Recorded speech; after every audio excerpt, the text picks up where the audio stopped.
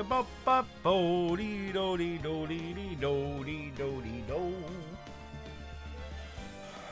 up, guys? How are you doing? Welcome. Today we finally get through the final episode of the first game of a Phoenix Wright trilogy. So first game, fifth episode, final section, final day. I believe that is where we are at. Day 3, Trial Former. Wait, which one were we on? 610, 69. I saved twice. What's up, Mighty Ram? How are you doing? Okay, guys, let's get into this today. Let's see what we got. February 24th, 9:41 a.m. So, what did you think, Mr. Wright? I think the prosecution is as confused as we are. After all, the victim was murdered in 2 different places at the same time. It's Lena. I was thinking it was the other lady. Coffee colored paper today. Nice. Wait. Like, you're making it coffee colored, or is there something else to do? You're painting the color, the paper coffee. Is that what it is? I will paint my stomach in coffee. Very hot coffee, but good coffee nonetheless. And a different suspect was arrested at each of the scene of the crimes. Lena! Good morning, Mr. Wright.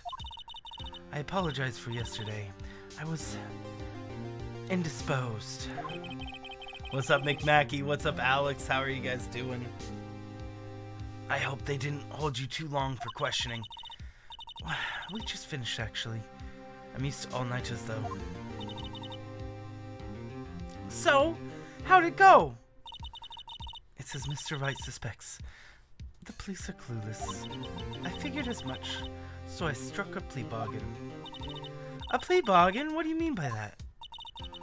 We agreed that if I told him the truth We agreed that if I told them the truth behind this simultaneous murder, they wouldn't seek capital punishment.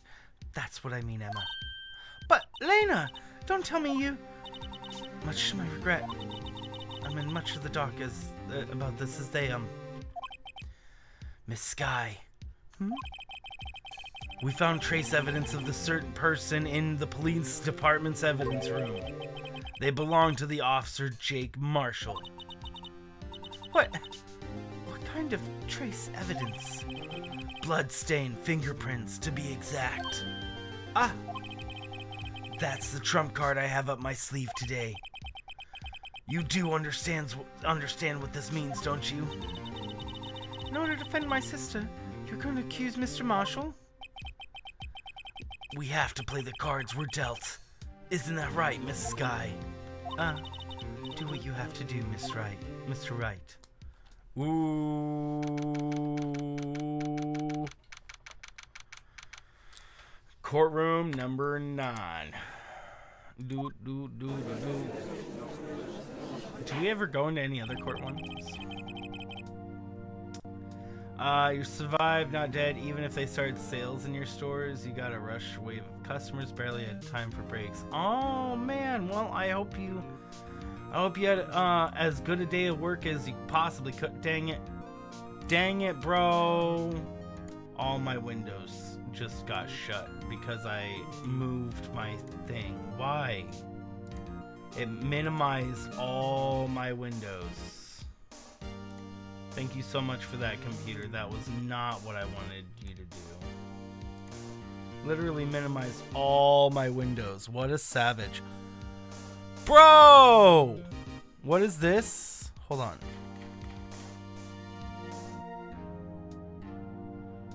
No. Oh, okay, never mind. False alarm. Hey, what's up, Miss Snapclick Cat? How are you do? Hi. Cat? I already have that staircase done outside your portal. Though, hey, Cat, really quick. Did you have anything planned for your nether portal? I'm gonna take a breather real quick.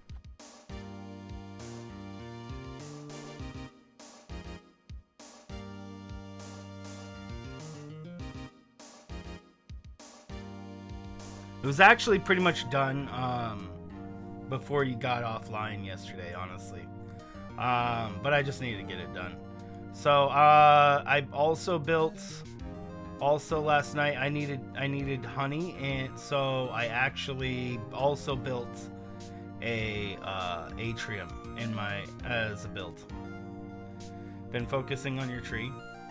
Well, because your portal is slightly close to it, and I was wondering if we could move it back a few blocks, and then depending on what you had, I could like put up walls or something to make it safe for your portal. I don't know what you were planning on designing for it on the other side. What's up, DJ? How are you doing? But I didn't want to mess up whatever you were doing. What did you miss? That depends on how many days you missed. We just started on this. We're back in session. We're about to call. We're gonna blame it all on Jake Marshall.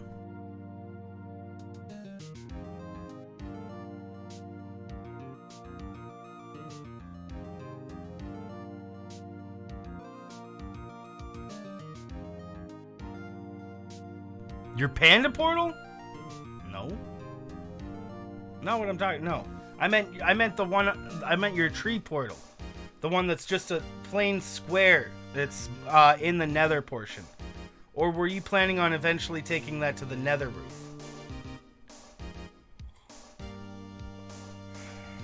I'm talking about the portal that's right at the base of the staircase that I just made. Am I talking about the MC? No, I'm talking about Cat's MC server. We'll be actually back on my server soon enough. I'm not permanently on Cat's server, guys. I like playing on Cat's server, but it's not a permanent thing. Don't worry about that, guys. We'll be doing our own Minecraft stuff again here. Cat's, what I'm doing in Cat's is what I'm currently doing on Cat's is a finite thing. It's almost done. I'm like Cat can attest, I have a lot done on her server, and it's pretty much getting close to be done. If you destroy it in the nether, no, you would have to move it closer to the panda for that to happen. I think you can actually that linked yours to the roof. Oh no, they would just be side by side. I'm sure that you could just put your portal right up on the nether roof if you wanted to. Did you want me to link your portal up onto the nether roof? I can do that for you. I just left it because I didn't know what you wanted to do with it. But if you want me to put your portal on the nether roof, I can probably do that. Bottom.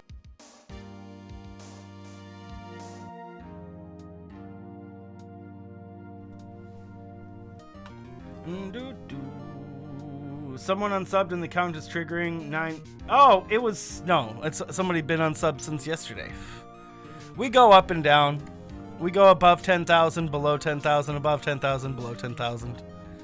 Right now the channel is at 9999. It's okay. It's okay. I have to do something that gets like a lot of people excited for the channel at the same time if I want to make sure to get well past it. But you see the merch shelf? You see the merch shelf? You only get that for 10k. I hadn't really thought about it. Trying to build something? No, it's just that your portal's really close and I feel like I'm encroaching on your portal and I feel bad about it with the staircase. The staircase is really close to your portal.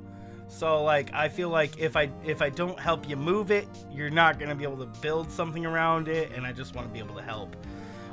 You do have room to move. We do have room to move your portal around a little bit. But that's okay. I mean, it's not a problem. I mean, heck, I can take down the staircase if it need be. Court is now in session for trial of miscellaneous sky. You don't have to worry about it, though. You feel bad for your portal being there?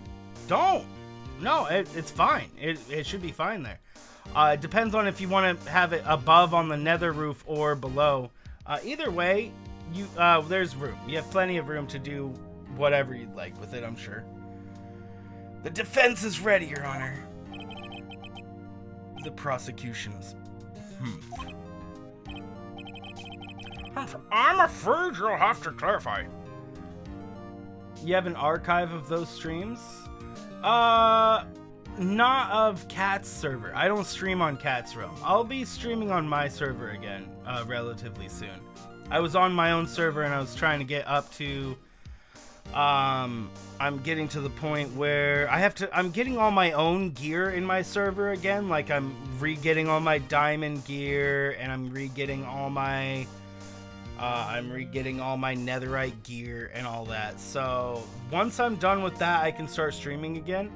And I'm gonna be, Kat, I'm gonna be setting up a server part of my server. I'm gonna kind of borrow from your kind of style of server. And I'm just gonna give people a place and everybody build whatever they want right in the middle of every place. A place with no economy where people can just build and have fun. So that way we can work on more like mini games and things, because while survival is fun and all, you know, it's really nice to have all those mini games in people as well. All the mini games and all the fun things. It's definitely it's a way to do things. I went into it trying to make it its own world, right? But I also don't have a significant number of people to make that world work. You have a designated Las Vegas minigame. Yeah, see, I'd love to have minigames and stuff. And like, I'm gonna be, and I think I already told you, but some quests that I'm gonna make for you, Kat, I might be able to like make on a larger scale in my own world, because I don't know how to go about doing that. So I'm gonna make you quests, and then things I like and how they work out and how you like them might determine whether I do it in my own server.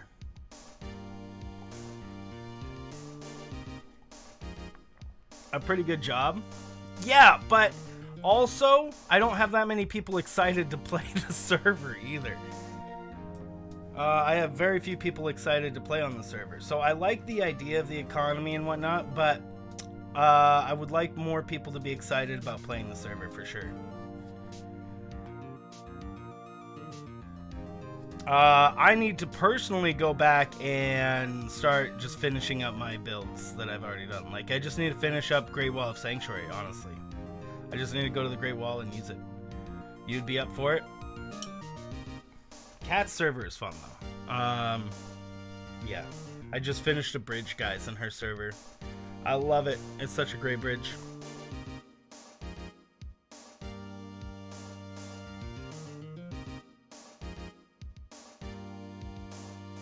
Also, Kat, I've learned so much in your server from people that play in your server, and then things that I've needed to make, and so it really helps. Anywho, oh, by the way, Kat, guys, Kat, if you guys don't know who Kat is, go check her out. My bot's not up. Go check her out if you want to see the stuff. I will not be ever creating content on my side with her realm. That'll be all her stuff.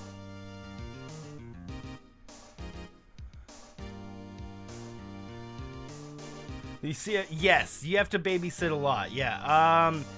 I try to deal with the babysitting situations as early as possible.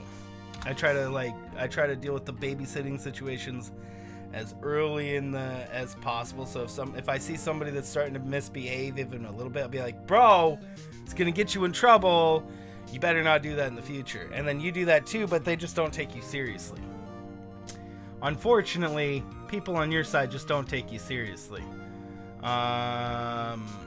When they should.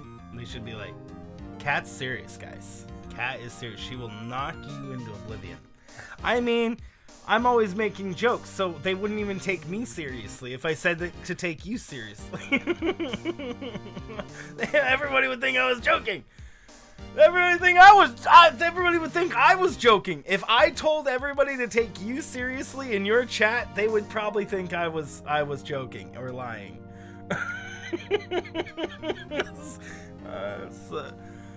It's the problem when you cry joke, I guess. Dang it. Let me take a breather and we'll continue. And you've always struggled with. I wonder if there's actually a way to, like, Can you like get? Oh, I don't know. You like the positivity. You could definitely make it seem like you're being serious, but that would require you being like straight face serious. But you just smile anyways and laugh because you're nervous. So it's like you wouldn't be able to. And when you're trying to be serious, you're nervous, so you're smiling and laughing because you're nervous about trying to tell people what they need to do. They behave for a few days. I wonder, I had to threaten to kick him from the server. You don't know me.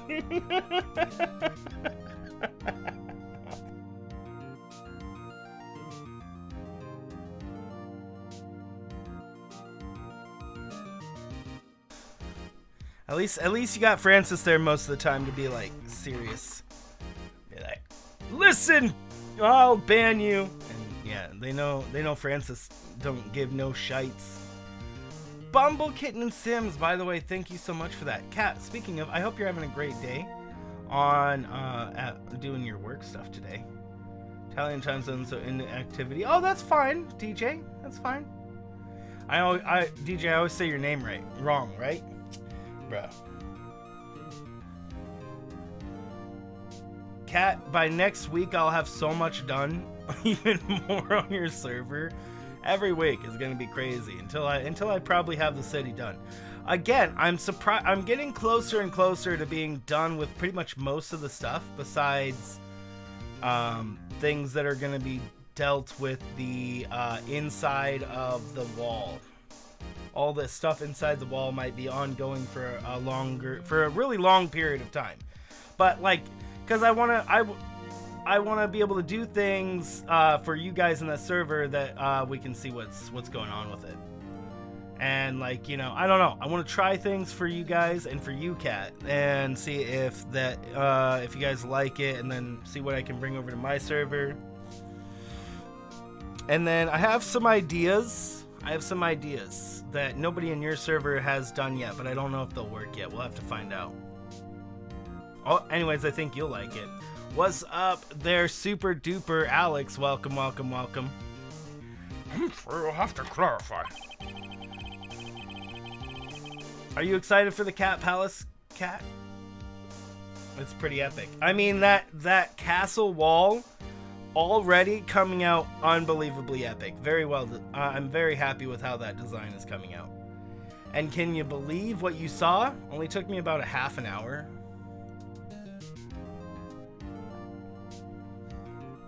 So getting around the whole thing is probably only going to be like an hour of work. It takes 30 minutes by car to reach police department from prosecutor's office. Fill in there. There's actually going to be a lot of things in there. I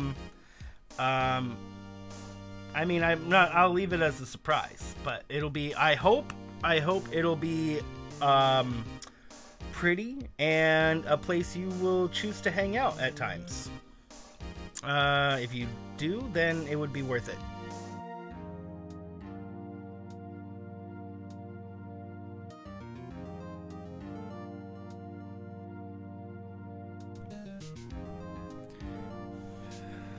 Okay. Interesting Edgeworth voice. I didn't even do his voice. What is our voice for Edgeworth? Hold on. Yet the victim, Bruce Goodman, was slain at both places at the same time. That's not right. Wait, was that it? But this is not physically possible, is it? What's more, I hear the victim in the evidence room just disappeared. Yes, and the body eventually reappeared in the trunks of Edgeworth's car. Oh, and Francis is right. All my women I do are majoritively British because I can make sure that I sound more like a woman when I am doing the voice. But I'm going to try to do more American women. Let me try to say this in American woman. Yes. But the body, see, there we go. I made her British. Yes, and the body eventually reappeared in the trunk of Mr. Edgeworth's car. Nope, I'm making her British still. Car. Yes, and the body eventually reappeared in the trunk of Mr. Edgeworth's car. Car. Keep on wanting to make it car. Yes, and the body eventually reappeared in they're all British. They're all British. Every single one of them. I need to do American woman. So there's different tonal complexion that is in a woman's voice than in a man's voice. And then it also varies like cuz a man can have a high-pitched voice or be flamboyant, or a woman could be very butch and have a deep voice and sound like, but you can still hear tonal complexions in the voice that make them different. And I don't know what make these differences, but I do know that they're there. And that's how you can generally tell. I mean, of course there's exceptions, but for the most part, those are there. And it's in how we speak. So if I'm saying this is a dude, I'd be like, yeah. And the body eventually reappeared in the trunk of Edgeworth's car. And then if I'm speaking as a woman, it's yes. And the body eventually reappeared in trunk of Mr. Edgeworth's car. Car. It's like light. It has to be like lighter tone. Mighty Ram. I don't know why I make them British, bro. I don't know why I make them all British. I mean, I know because I understand that I can do it because I can maintain the feminine voice, feminine voice tonal complexions better, but I really need to be able to do like an American woman voice for sure, because I'm only able to do it in other accents, not in American, which is. Maybe I can, and I just don't know how to yet. Anywho, yes, and the body eventually reappeared in the trunk of Edgeworth's car. Wow, this is one messed up trial. One of my duties as prosecutor is to present impartial evidence. Today I will present evidence relating to the murder at the police department. In doing so, I believe in the way in which we should proceed will reveal itself. Now that's what sets Mr. Edgeworth apart. He sounds so on top of things. Even though he doesn't know what's going on himself. Exactly. And that's supposed to be an admiral trait? Nobody in this game knows what's going on. Literally not one of them. They're all so incompetent. Very well, let the trial resume. Especially this man. This man might be literally the most incompetent character in the entire game right here. On the day of the crime, what exactly transpired at the police department? Mr. Edgeworth, you may call your first witness of the day to the stand. For its first witness, the prosecution calls... What was his voice? Wait, I'm doing his voice wrong. For the suspect of the murder. No, that wasn't it. What did we finish with last time? It's like raspy. It's like Phoenix, but it's like less raspy and more confident.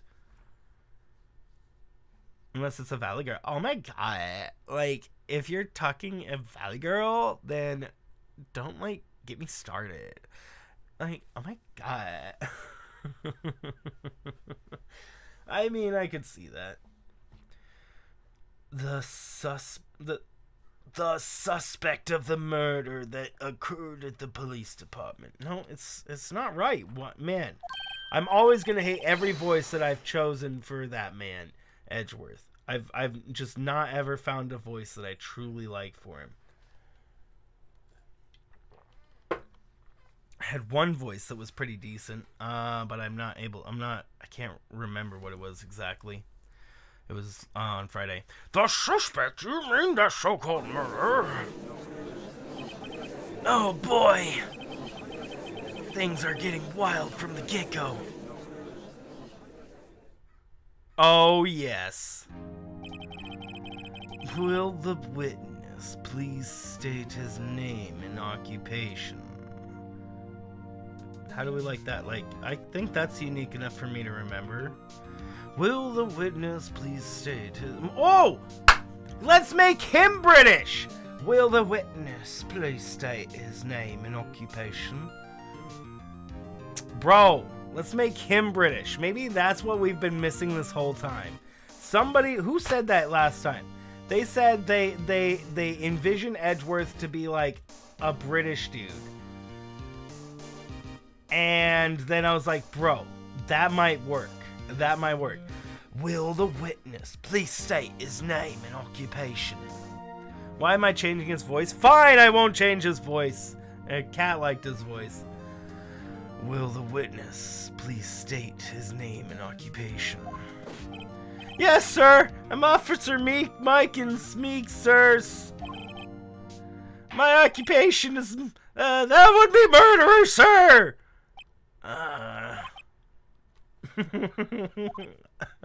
I mean, we're at the end of the game. We've already... Cat is right here, though. I can't change his voice. We're too far in. We're too far in. We're too far in. People don't get to choose their voices sometimes. Edgeworth didn't get to choose his. Poor guy. So, you're telling us you're a professional killer? Sir, it was me, sir. I'm the one who did it. I'll never kill anyone again, sir. Oh, hold on. You gotta believe me, sir. Oh, actually, what we sir, I'd like to call you part of younger generation, sir.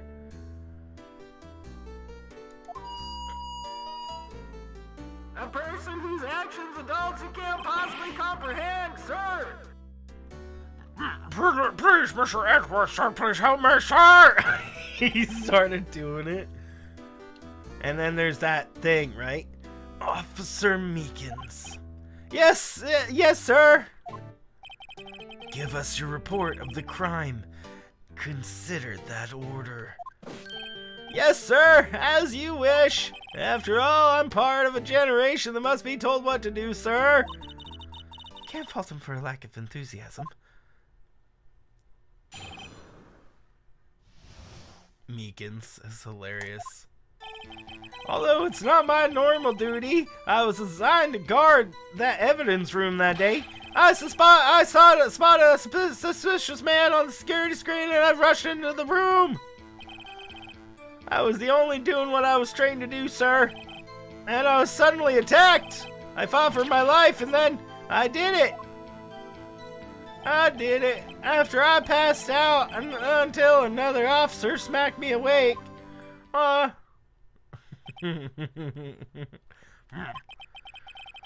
the victim, Detective Goodman, attacked you. Do unto others as you would do unto you. I said that wrong. That's the Meekins family motto, sir. I see. And then you fainted and the collars helped you regain consciousness. Yes, sir. He knocked me upside the head, sir.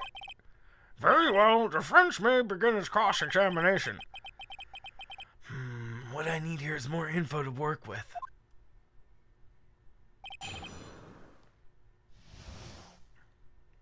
U.S. Oh, this is definitely not how a U.S. court system would work, DJ. Woo! Oh my word, we have had words about how this is not how a U.S. court system would work. This is a kangaroo court. This court is like no way how it would be in real life. It is so far from the truth. It's hilarious. This is so far from the truth. There's so many. That judge would be fired. Phoenix would be fired and lose his law license. Von Karma would have never been a lawyer in the first place. Edgeworth would have lost his law license. They'd all be fired. Maya would be the lawyer. And she's a spirit medium.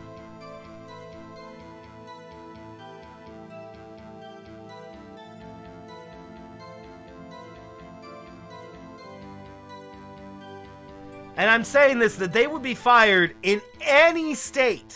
Like, in the United States, it doesn't matter what state they were practicing law in. They'd lose their law degree. They would lose their their law license, their law...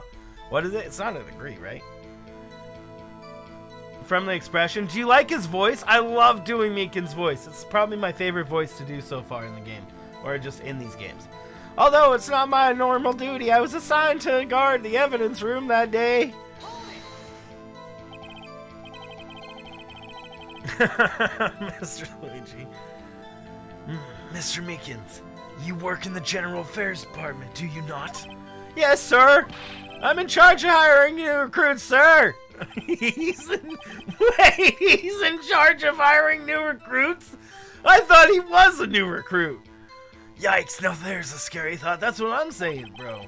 Evidence transferal was taking place on the day of the crime, which meant many officers were given special tasks not ordinarily performed. What's up, S. Ruffin? How are you doing? Booger noises! Except I actually mute my mic so you couldn't hear Cat. That's a shout out to Cat there. Even last time you said that, Cat, we really didn't hear booger noises. I was in charge of guarding the Blue Badger, sir. Oh, wait, what? He was guarding the Blue Badger, bro? That's interesting. Okay. The Blue Badger? Yes, sir. The lovely police mascot created by Chief of Detectives, sir. Yeah, that thing's creepy. I was sure it wasn't broken during the transferal process. That was my sole mission for the whole day, sir. I see. Sounds like a very important mission. After the award ceremony finished that day, there were so many people running around that I relocated to the Blue Badger to the evidence room. Oh, so that's why you went to the evidence room. So close to 10K. We've already hit 10K. See that merch shelf down there? You only get that at 10,000 subscribers. We've already been above 10,000 and then back up and then back down and back up and then back down. So right now we're at 9,999, but this morning we're at 10,000. Yeah, no worries. I'm gonna try to make a song for 10,000 subscribers for you guys where I'm actually like words to it, and that'll be my 10,000 subscriber special. That'll come after like we're significant past 10,000. That way we don't drop back down below it. Yeah, the channel gains 5 subs a day, loses 5 a day, you know, so it goes back and forth. You know, it gains a lot of subs, but then it just loses them. People sub for various reasons. I think actually a lot of people sub for games I don't play anymore. They watch my replays on things, they subscribe, and then they unsubscribe because they see that my current content isn't what they just subscribed for. You know, a surprising number of people actually subscribe for Sea of Thieves. Even though I've only done Sea of Thieves very few times on this. I have a video that says like most epic ghost ship takedown or some odd crap like that, right? And that gets views every single day. That gets subs every single day from that. And views. I don't know why. It's just me taking us something. Most people sub because of that GTR. 1,000 people out of the 10,000 people, DJ. In fact, let's give as much as we can to GTR and say 2,000 people subscribed because of the GTR. But definitely not everybody on the channel. But yeah, a lot. About 2,000 people. That's probably stretching it with actually how many people subbed, but let's just give GTR 2,000 and say that 2,000 subs came from the ARC.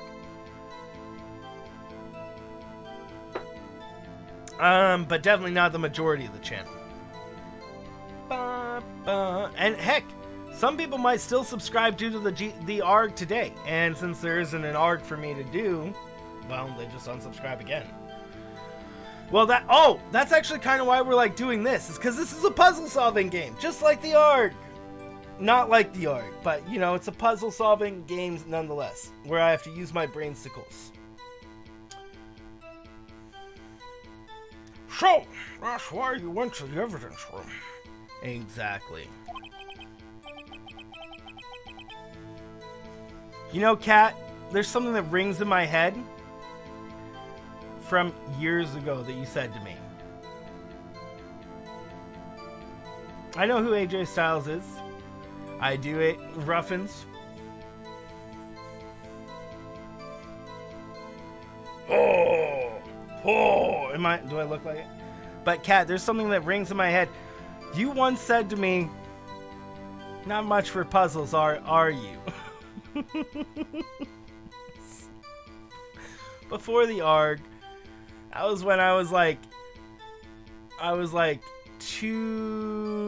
2,000 subscribers or something like that. It was all the way back when I was doing the Zelda stuff. I always remember that. I don't know why, but I was doing a puzzle in one game. You were and you thought I didn't have a head for puzzles, and I always thought that was funny, because whilst I couldn't do crap in that game because I just let everybody play the game for me essentially, it made me always think like, bro, I clearly need to do my puzzles again. Because you had gotten the impression that I didn't do puzzles. I mean, and pretty much probably everybody did. Because I was just letting the game, people decide for me where to go, what to do, and I was just controlling the controller, really. And when you stream like that, guys, you forget how to play games. You literally forget how to play the game you're playing if you stream like that. So definitely don't always play like that.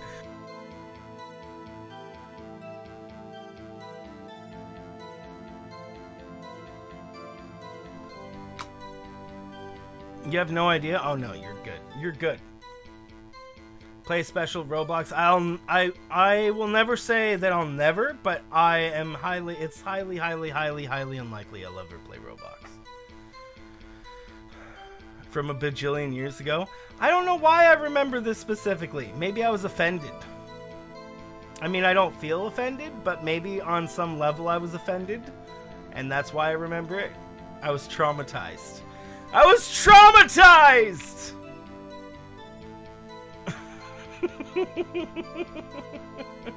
I don't know. It was before the ARG stuff. Yeah, it was well before the ARG stuff. Well before. Yeah. So ARG was around like 6,000 subscribers, 7,000 subscribers. And what I'm talking about was when I was playing Majora's Mask or Ocarina of Time. I want to say it was Majora's Mask. My 3-heart playthrough on that. And I was pushing ice blocks. I was going...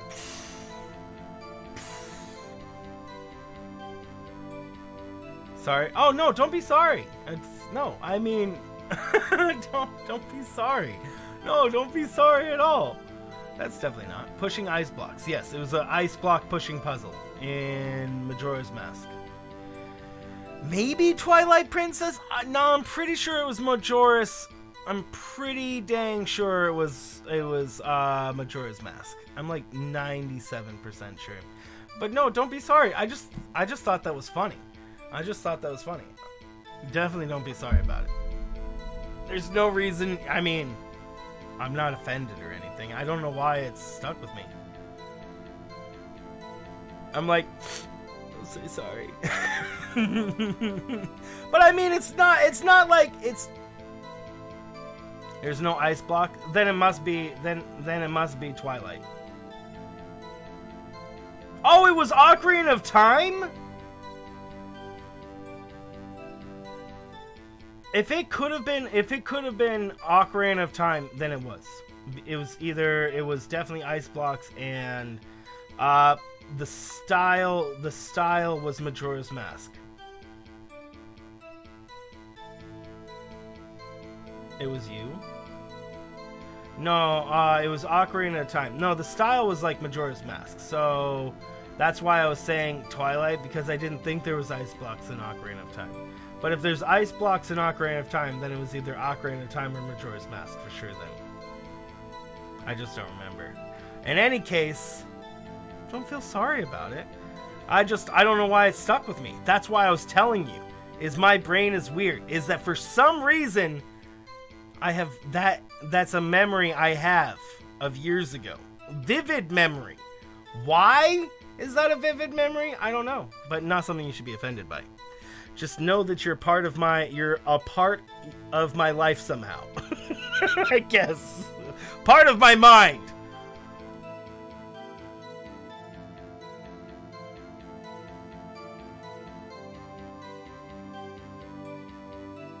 Influencer! You influenced me. Who knew, guys? Who knew? Hey, what's up, Owlero? How are you doing? Cat, never be sorry for being a part of everything for so long. Me and you are like the only people left from our original group. So, you know, I hurt you, Cat. I'm glad you're still around. I'm glad I'm still around to hang out with you. How are you doing today, Owlero? Welcome, welcome. Tell us. What did you see when you got there? You just checked it. What did you check? I spotted a suspicious man on the security screen. He's rushed into the room. Doing all right. Had some vertigo. Oh my word, bro. Dude, I'm so sorry to hear about that. I hate that feeling. Man, and you're still feeling it right now? It has been a long time. We stuck with it, Cat. You're gonna reach the stars. And then beyond.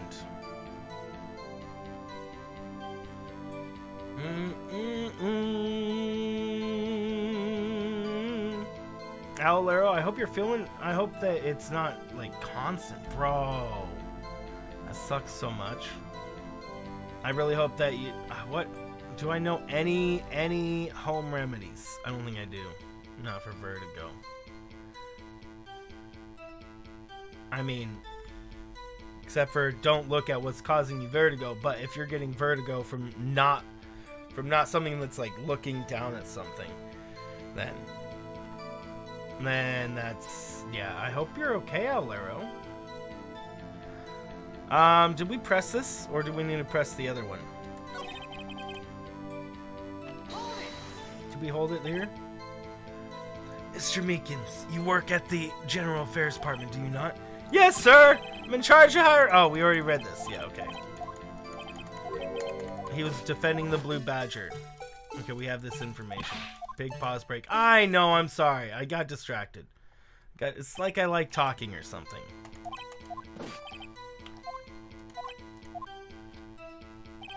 Or, well, rather I should say, I like talking to you guys. And I guess Cat. I mean, I obviously like talking to Cat. Freaking all, like, hold on. Actually, let me check this. Watch Cat and Francis start having, like, the most hours here. Look at that. Cat and Francis. Spot a suspicious man in the security screen and rush into the room. Press it. Why is it? No, I want to press that. McMackey. Oh, McMackey's getting up there, bro. McMackey, you're getting up there. A stack of hours. In order to enter the evidence room, you need an ID card. Am I correct? Precisely, sir. I have one here right around my neck. So then, your ID number should be listed on here, right? I tried to confirm that a long time ago. Is that not his number? Okay. There it is! I found it! This is the one right here! Could you please read us the number? Yes, sir! It's 489899596! That's my number, sir! McMackey will take number 1? Possibly. It'll be hard, because Tiger tries his dangest to be here as much as possible, that man. And does Brandy. Man, you're fighting over man. Friend request exploding or not there yet? Huh? I don't allow people to send me friend requests in Discord, DJ. That's funny. You're fighting against some people that take their hours very seriously. McMackey. So you might, but Brandy has, I don't know. Brandy has so extreme amount of hours at this point, it's ridiculous. Absolutely ridiculous. It's awesome. We heart Brandy here. And Tiger. You suffer from... Dude, I'm sorry to hear that, Mr. Luigi. I hope that, is it something that you can be taken care of? I see. But the number is 4989596. Wait. That's not the same number? He said 496, didn't he? Isn't really needed unless you want to do group DMs. Yeah, I don't even do that stuff. You might, but you're gonna miss the later streams for sure because of time zones. Oh yeah, no worries, no worries. Yeah, I don't. Yeah, well, Tiger's in school right now, so you're winning for the moment. Tiger will be out of school in probably like an hour or so. What was I doing? He's at he said 496, right? Oh no, it's the same one. It's shown as being used twice.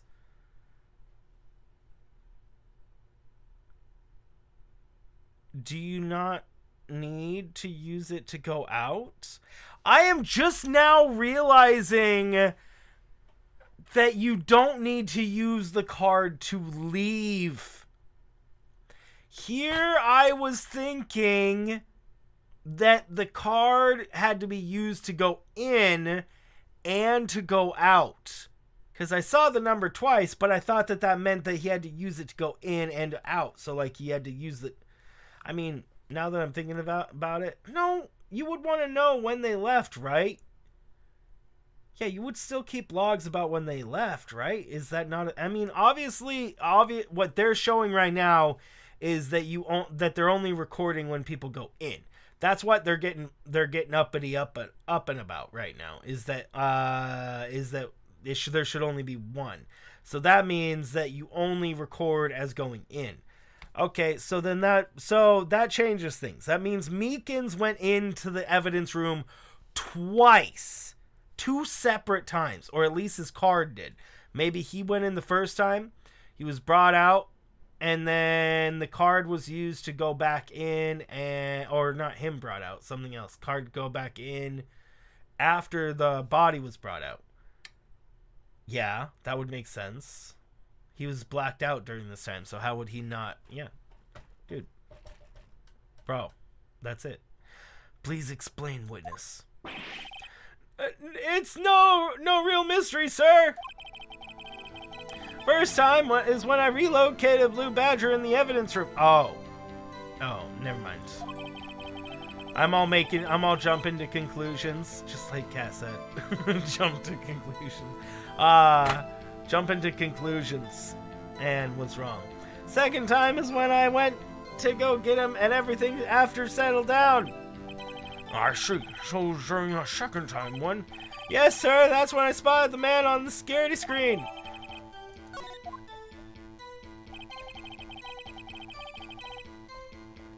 I was only doing what I was trained to do, sir. I was suddenly attacked. Okay. So, you were attacked. Can you please tell us exactly what happened to you? It was a knife, sir! A knife! Detective Goodman pulled a knife on you? What happened then? Well, with me charging in on him like that, he looked as surprised as I was.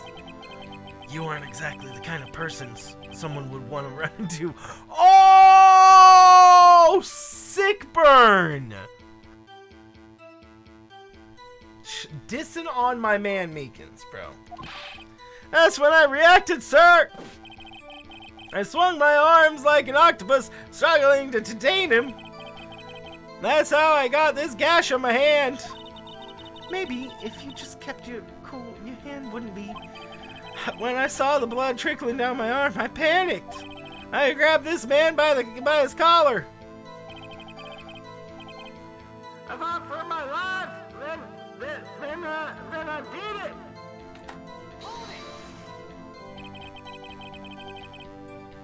It's not electronically recorded pen and paper.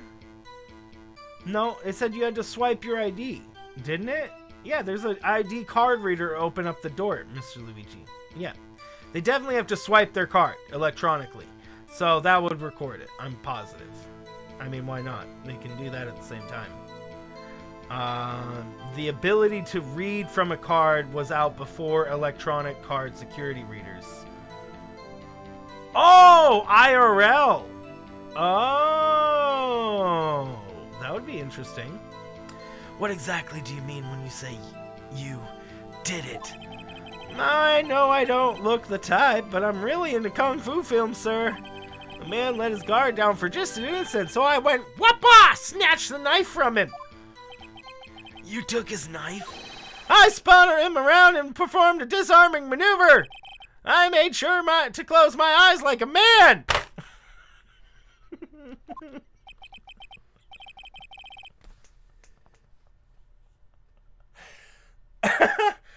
Oh, I see. He must have been desperate. Next thing I knew, his white coat was drenched in a sea of my blood, and then the next thing I knew, rush. He punched me right in my face, sir. After that, I passed out, not until another officer smacked me awake. Bro. About what time did you regain consciousness? No offense, sir, but how am I supposed to know that? I was unconscious! Oh, right. Wait, he said what time were you awoke at? You couldn't know that. According to the report from the officer that woke up the witness, it was about 5:13. It's just us two. He hit me right in the head too. I woke up crying tears of pain. That's nice. It's nice that you recovered, that is. When I came around, though, I made sure to finish my mission, sir. Your mission? Yes, sir. The Blue Badger, sir! I returned him to the entrance before things got out of hand. Well, we can all rest easy now. I believe we have now have a fairly accurate picture of what happened. Yes, Your Honor. Only one thing remains unclear. Was the man this officer murdered really the victim? Applied to Burner. He's got a point. Yes. Officer Meekins. With regard to that, sir, take a look. It was sent to my jail cell. Chief Kent delivered to me just this morning, sir. The chief delivered it. What is that? A videotape? Yes, sir! That's absolutely right, sir! A videotape, sir!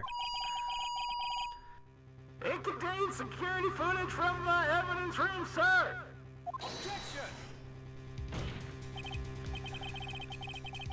What? But I specifically asked if there was such a tape. And I was told that it had been mistakenly erased. Well, that's quite a mistake. I just do what I'm told, sir. It's the only thing I'm really good at. Looks like communication with the police department is gonna suffer. Well, then, let's have a look. Show us the video of you murdering the victim. Oh, please stop using that word murder, sir. It scares me. A video of a real murder? What are we just getting ourselves into? Lies! He left it turned on? He seriously left the thing turned on. Where is this camera at? This is the worst camera setup ever, bro.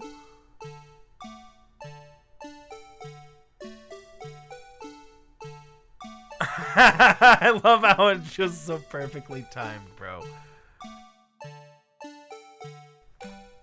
This is the only animation in the whole game. Like, this is like a straight up actual full length animation.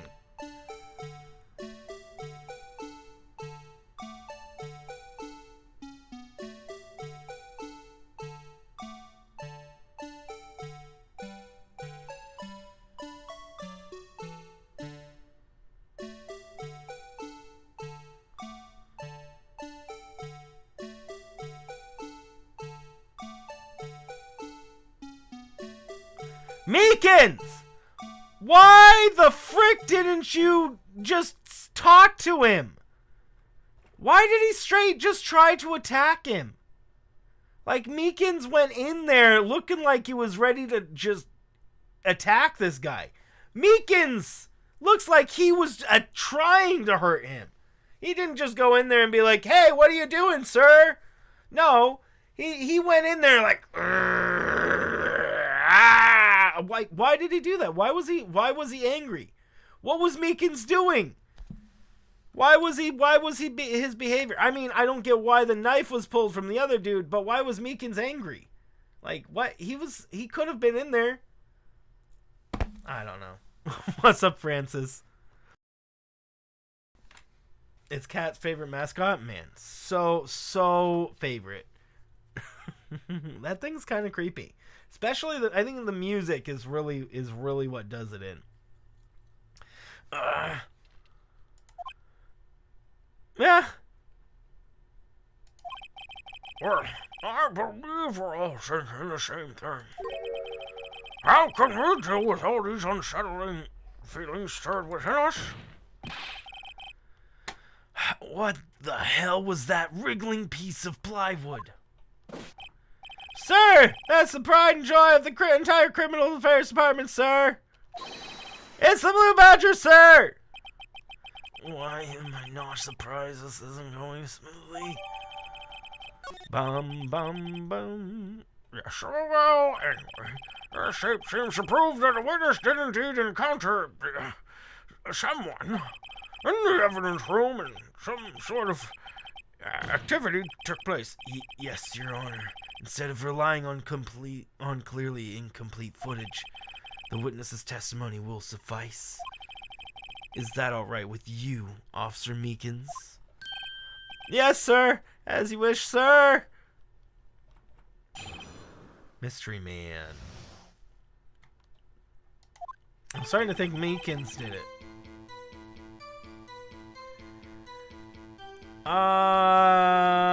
Well, I mean, guess not. Maybe not. He was unconscious. Maybe he tried to do it, but he got knocked unconscious and failed. His face can't be seen clearly in the video, but there's no question that the other person was Detective Goodman, sir. I mean, he opened the locker, which required Detective Goodman's fingerprint to do. That is true.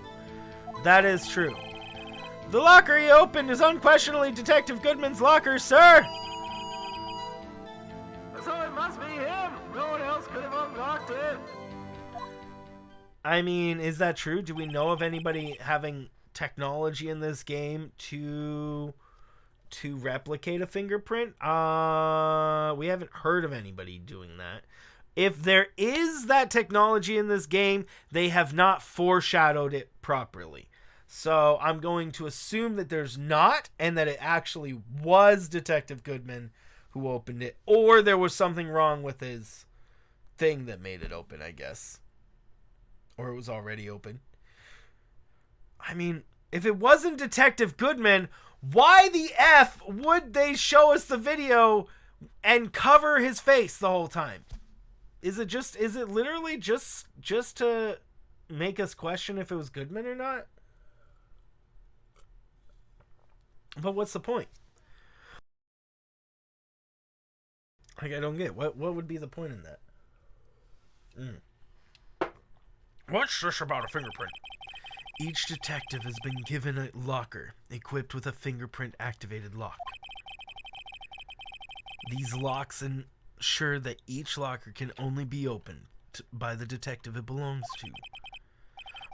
Intriguing. That would mean the victim of the crime scene would have to be Detective Goodman. Very well. The defense may begin its cross-examination. I don't know where this cross-examination will lead, but everything begins with contradictions. That's where I have to start. Yeah, so we're actually in the second cross-examination of him, and we actually didn't present him with any evidence. Were we able to present him with evidence previously? Because I just pressed him for information the whole time, and then it brought us here. His face can't be seen clearly in the video. Tell me, were you able to get a good look at... Yeah, I think so. At the face of the man who attacked you with a knife.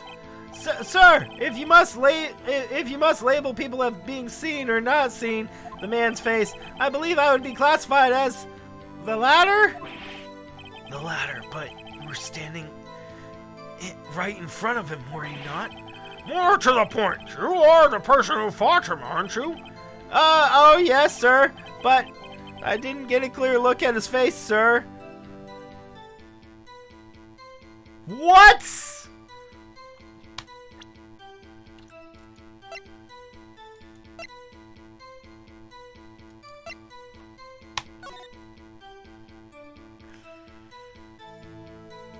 Let's see how much of a clear look at his face he didn't get, guys. Shall we?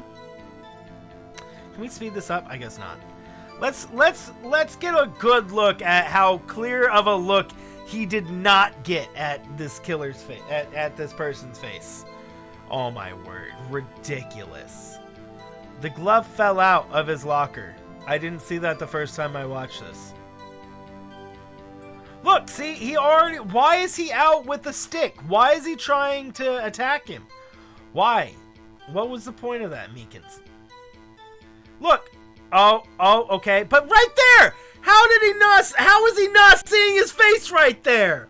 What? He's sitting there. He had his hands up just staring right at his face. Just like this. Sure, I could say all of the other like 2 or 3 things that happened right before that he could have not gotten a good look. But when he stood there like this and just stared right in front of him, you would have seen if it was somebody you recognized. Like, it's not something that you wouldn't. It's not like you just wouldn't all of a sudden wouldn't recognize it. Oh my word, bro. Oh my word. It's Meekins. It's clearly Meekins. I'm not the kind of guy who looks directly at people when talking to them, you see? You didn't talk with him! You attacked him!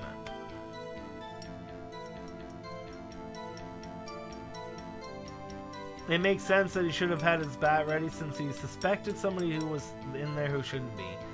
He did say there was a suspicious man on the camera. So I would have to agree with you, Owlero. He says that there was a suspicious man on the camera. And I guess from his perspective, if he didn't check the logs because he's incompetent, because of course he is, then he would know. I mean, he literally would see if anybody was in there. Meekins would have seen them as suspicious. That's what we're seeing now. Is literally anybody could have been in the evidence room at all. It doesn't matter who was in the evidence room. Anybody could have been in there and Meekins would have been like, that's a suspicious man in the evidence room! Because he just didn't check the logs. So, I don't know.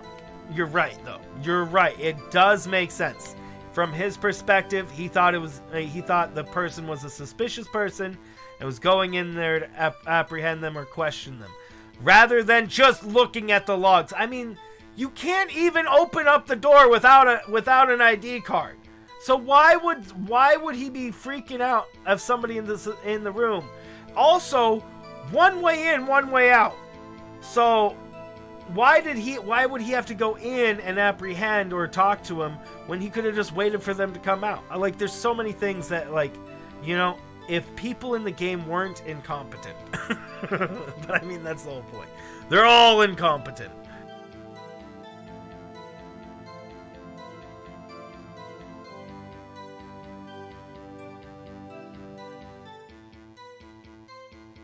What's up, Brandon? Best times. Like Leonard said, it's Meekins.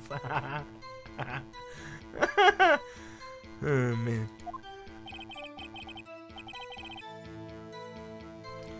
Yeah, that's a good trait for a police officer. Still, I'm sure it was him. I bet my badge on it, sir. Have a great night, Hardboy. Hi, bye. I don't know if you said anything else to us, but if you did, it did not pop up in our chat. But hi, bye, Hardboy. Sleep well. But there was no question that the other person was Detective Goodman, sir. But you don't know that for sure, do you? You never actually saw Detective Goodman's face. Well, I suppose you might say that. That is, if you must label it as having seen or not seen it. Why does that matter? It's the second time he put that kind of information in there. Since his face can't be identified in the video, only you can verify it. Ah! Why is everyone looking at me? If I had to label your stares as disturbing or... Meekins. Yeah! He sounded like a chicken. Yeah. They put a chicken sound in there for Meekins freaking out. That's so stupid. Having been shown a questionable video at best.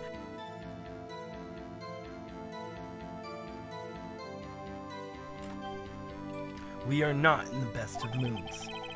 Now, please be more certain when you testify. Yes, sir! You claim the man who brandished a knife on you was Bruce Goodman. Seems appropriate, I know, right? Tell us why you were positive it was him.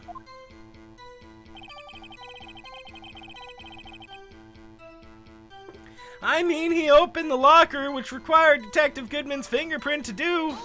Yeah, that is true. About these lockers, is there no other way to open them? No, sir! I myself tried all kinds of methods in the past. I only respond to registered fingerprints, sir. I wonder kind of methods he's tried. I do not want to know. But if he's tried a lot at all, that's suspicious. If the man opened the locker's lock, which only responds to the registered fingerprints, then he must be the person the locker was assigned to. Or he had the thumb, he had the fingerprint somehow of the other person who did it. But as far as I know, nobody's missing any fingers in this case. Except for, well, I mean, except for him, he could be missing some fingers, but like, he doesn't have a thing, so what would it matter if he was missing fingers? Exactly my point, sir, and this too. The locker he opened is unquestionably Detective Goodman's locker, sir. How do you know that information? I heard rumors, sir, from people in the know, sir.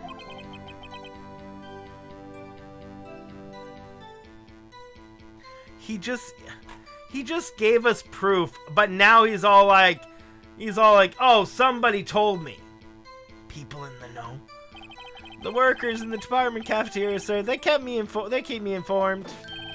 They also listen to my romantic troubles, sir. For the record, the open locker did indeed belong to Detective Goodman. I verified this information through a more reliable source. So the victim opened the locker with his own fingerprint. Yeah, I was pretty convinced. So it must be him. No one else could have unlocked it, sir. Okay, press this. Hopefully we don't lose our chance to present evidence. However, the most important detail is not shown in this video. The man's face. Sir, if I may say something, sir. Please do. After all, you are the one being examined. I don't understand why the man's face is so important in this case, sir.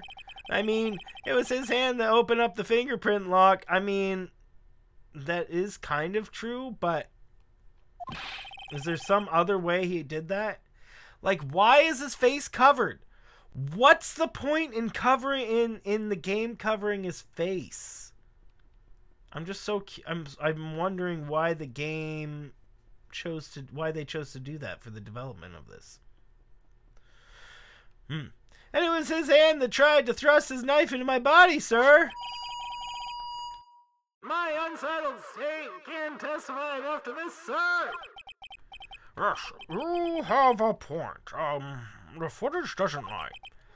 That is, unless the defense can find a problem with it. Mr. Wright, let's check the court record again. Is there a problem with the video? I have to say there's a problem with the video. Right? I don't know what the problem is, but there has to be a problem with the video.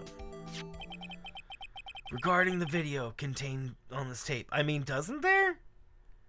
I mean, we were supposed to present evidence, I thought. And then I was just pressing. And then we got to here. There's one thing in particular that seems rather strange. There is? I don't even know. Strange?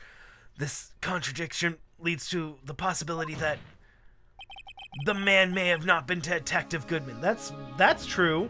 But I mean, it's still like, how did they unlock the locker if it wasn't Goodman? Okay, as soon as they blocked the face of the person in the video, I was all like, okay, bets are all off that was Detective Goodman. But still the question is how did they open up the locker? Detective Goodman wasn't missing any thumbs, and there hasn't been mention of any technology. The glove? Mr. Luigi, that makes sense. That would make sense. The glove?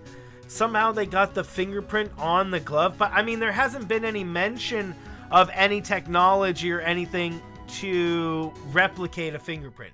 Just to see fingerprints, but not like to actually put the fingerprint on something else and use it. There's been no foreshadowing of that kind of technology in this game at all.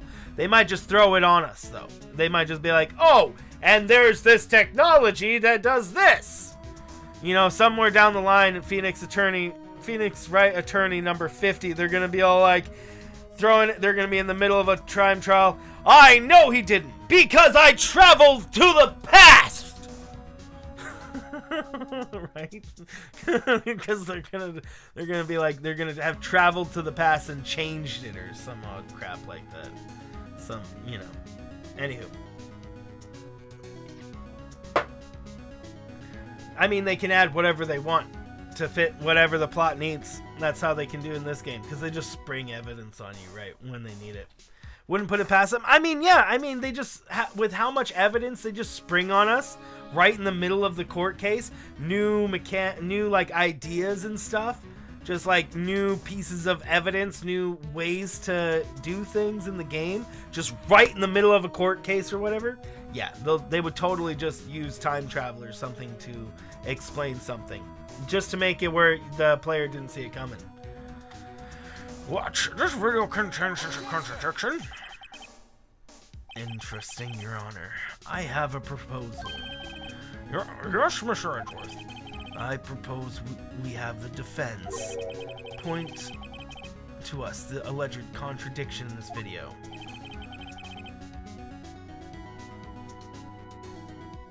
He would want me to point it out. I mean, the glove fell out, was on the ground, and then was picked up and put on the evidence thing, the police tape. Very well, proposal accepted. Let us further inspect this piece of evidence. I will now play the security tape. Mr. Wright, please show us this contradiction you speak of. I have to point out a problem in the video. This is the first time I've ever had to do that. You can do it, Mr. Wright. It's set up so you can fast forward, rewind, or pause the video. Take a good look. Be sure to point out the right thing. Please don't play it too many times, sir. I can't stand watching the video. How did this guy ever become a police officer? Now then, Mr. Wright, please enlighten us.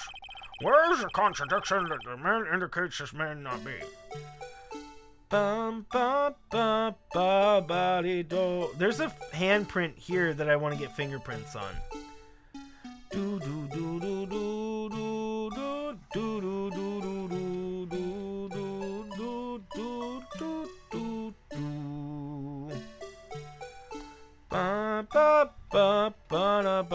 And pause.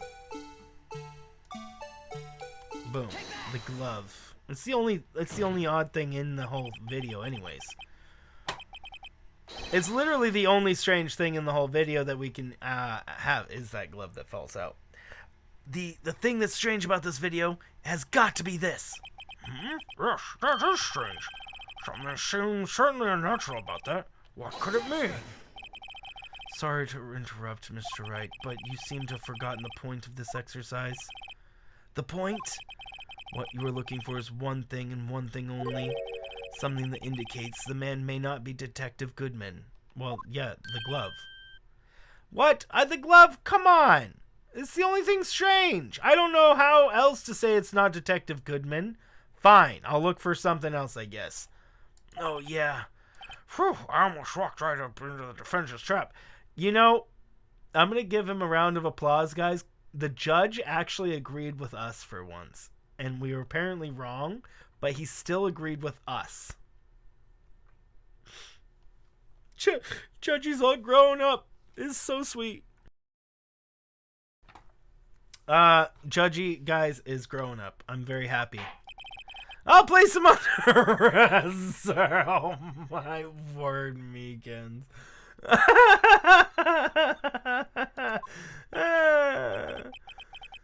Rats, I need to slow down and tackle all these things one piece at a time. Now what do? Play video again. Do we not know the piece of evidence that's a contradiction yet? Every time you point your finger, someone gets hurt.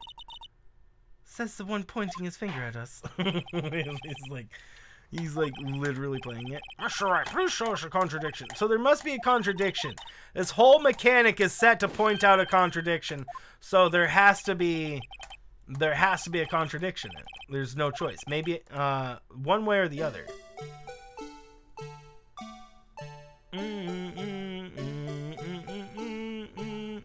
Oh, it's already open. It's literally already open. I did not mean to do that. I was trying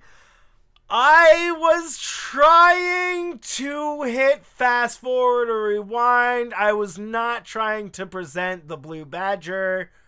Oh my word.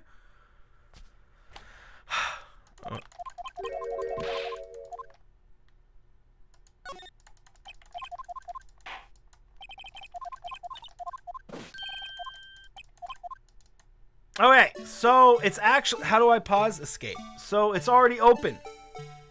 It's literally already open. Look. The light. The light is on. The light being on means that it's open. So that says that it could easily not be Detective Goodman. Yeah. That has to be it. That has to be it. Because it's already open. No, that wasn't it. Sir, do you mean me, sir? Oh, okay, nice. Oh, okay, so he said the same beginning part, but it was the next sentence that was different. As I understand, the locker apparatus works like this. When you grab the handle, a sensor reads your fingerprint if it's a match. Yeah, who the F shut this, by the way? This was shut. So when we were in here talking to him, this was open. We were then forced in conversation with him. We come back over here, it's shut with a bloody handprint. And he didn't shut it. I don't know. The light turns on and the lock is released. According to my very limited experience, that's the way I understand it, sir. If so, then something is seriously wrong with this picture.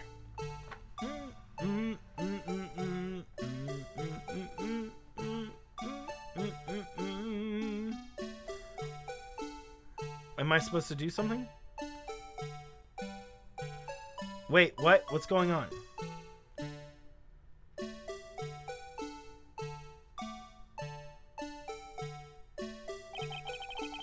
Oh, he doesn't actually get his finger scanned either. I didn't actually pay attention to that.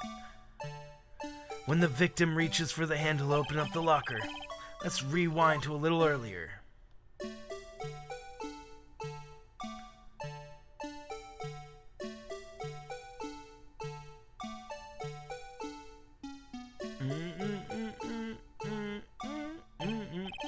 Here, notice the light?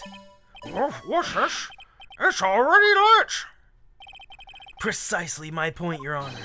The locker was already open before the victim grabbed the handle. Gah! The chicken sound. Order! Order! What's the meaning of this? It's very simple, Your Honor. The locker wasn't locked on the day of the crime. But the locker locks are controlled by an electronic system. When a door is shut, a sensor is triggered, and the locker is automatically locked. Oh, I know. It must have been broken down. Of course, I'm not an expert in this.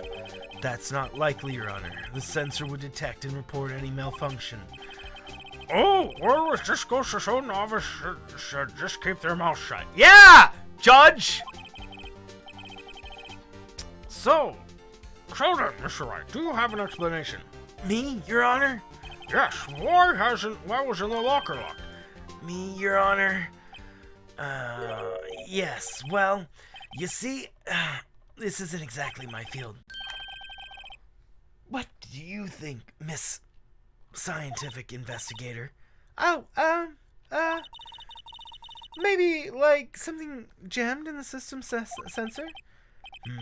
Something jammed the sensor, you say? There's something else that seems out of place in this video. Yeah, I thought so too.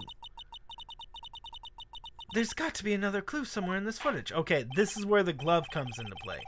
Very well, let's inspect the video once more. The locker wasn't locked, Mr. Wright. Please point the cause for this. Yeah, it was because the glove was put in place instead.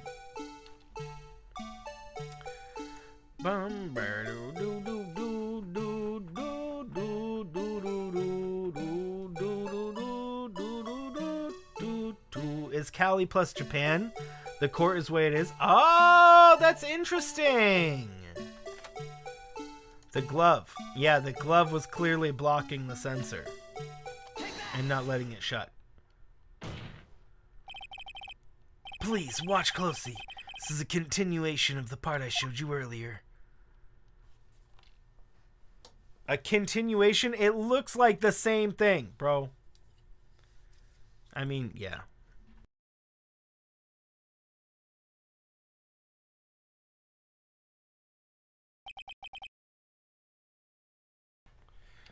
What's this? Something white fell out of the locker. But sir, it's been my experience that things fall out when doors are open.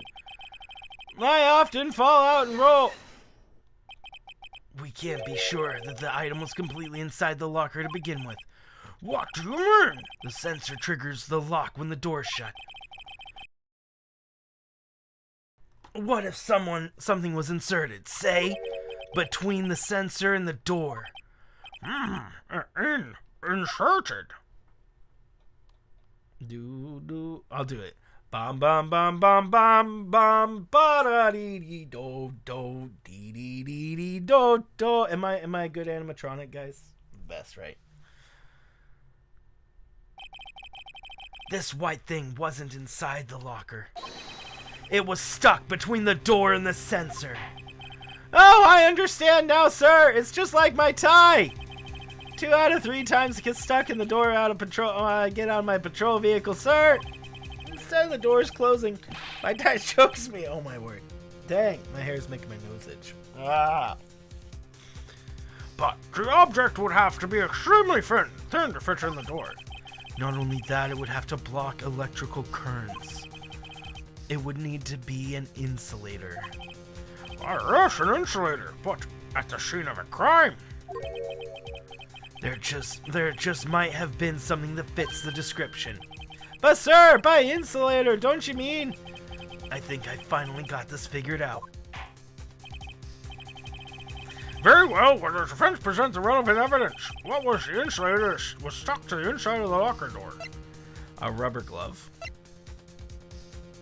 Extremely thin rubber glove.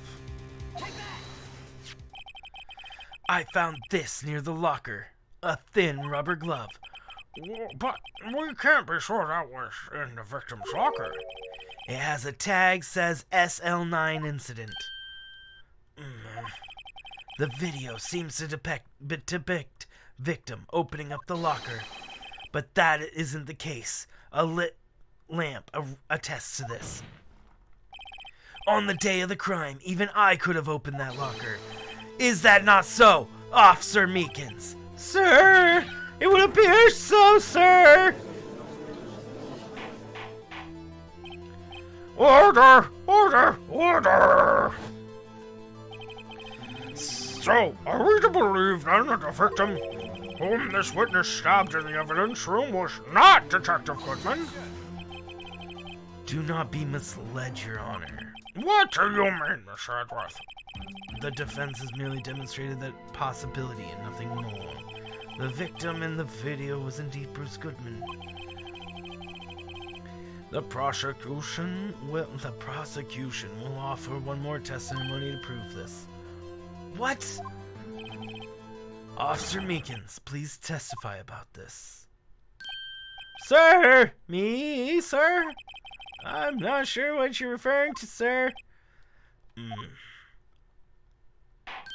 Oh, you mean that, sir? Of course, sir. Is this a joke? Very well, begin your testimony. Mystery Man 2. There's one other thing that proves the man was Detective Goodman, sir. To enter the courtroom and evidence room, then one must use their ID card. When an ID card is used, there's a record of it. At the time of the crime, the detective had used his card.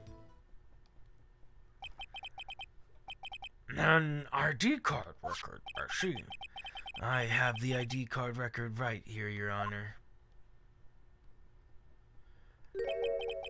The ID used at 514 is that of the victim. Yeah, except I also found the ID at the prosecution thing. Just before the crime. Yes, this is without a doubt the victim's ID. However, one thing does strike me as unusual. Several hundred cases have been due for transfer. Why are there so few people using this room? Dude, I don't know, but whoever the frick is 7777 who got in there at 420, bro, they're our hero, really. Where is it? Bro, whoever this guy is a legend, really. Peak legend, I tell you. What a legend.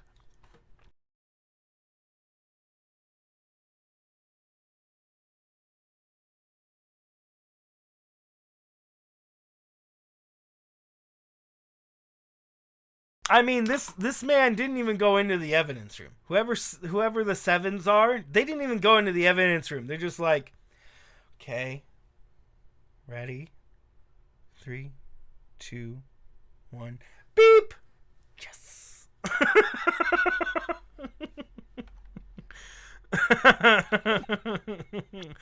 They didn't even go into the evidence room. They just wanted to be a meme.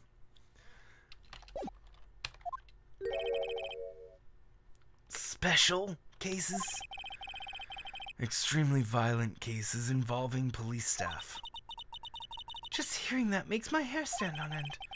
Me too, although it doesn't make much of a difference. There were only a few cases set up at the transferal there. They were cleaned up by noon. Right, I see. Now let us move on to the cross-examination.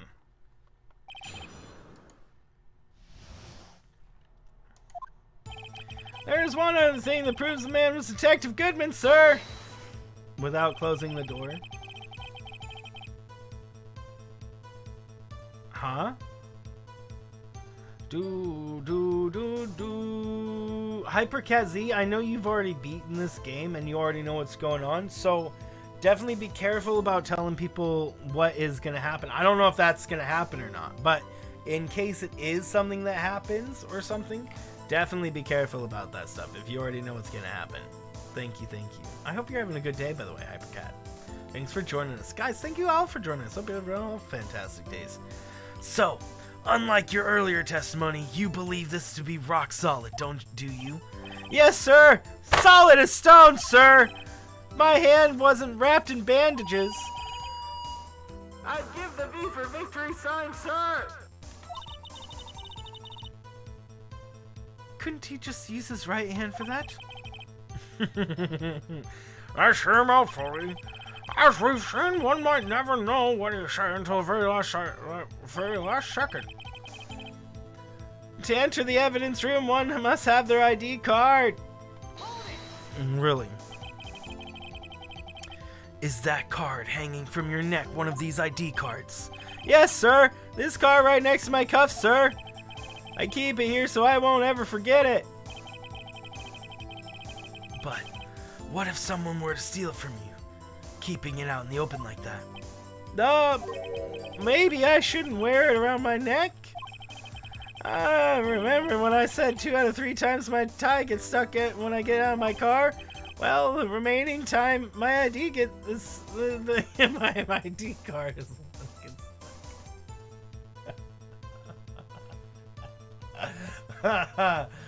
that's funny.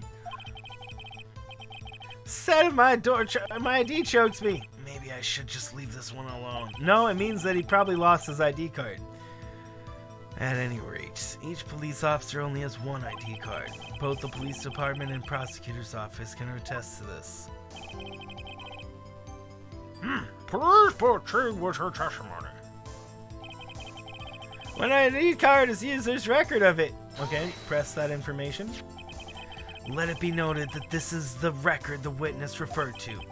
Let me see. Yes, that will be it, Detective Goodman. Huh? What's the matter? According to this, Mr. Edgeworth, your name is on here. Oh! I wonder what happens with this. I forgot about that key detail. I mean, I don't know if it matters. It will matter, actually. Yeah, actually it will. What am I talking about? He said there was... Okay, so this screwdriver that Edgeworth got is gonna be the key to everything. Right here. It's good because this is brought back to his office by Gant's request. So this is what's gonna tie Gant to everything. Because Gant, I think, is somehow involved. So it is, Your Honor. Not that prosecutor again. Maybe he's been hiding all this. Being a prosecutor, he could hide the evidence. Mommy, is that man in blue a murderer? Oh, wait. Mommy, is that man in blue a murderer?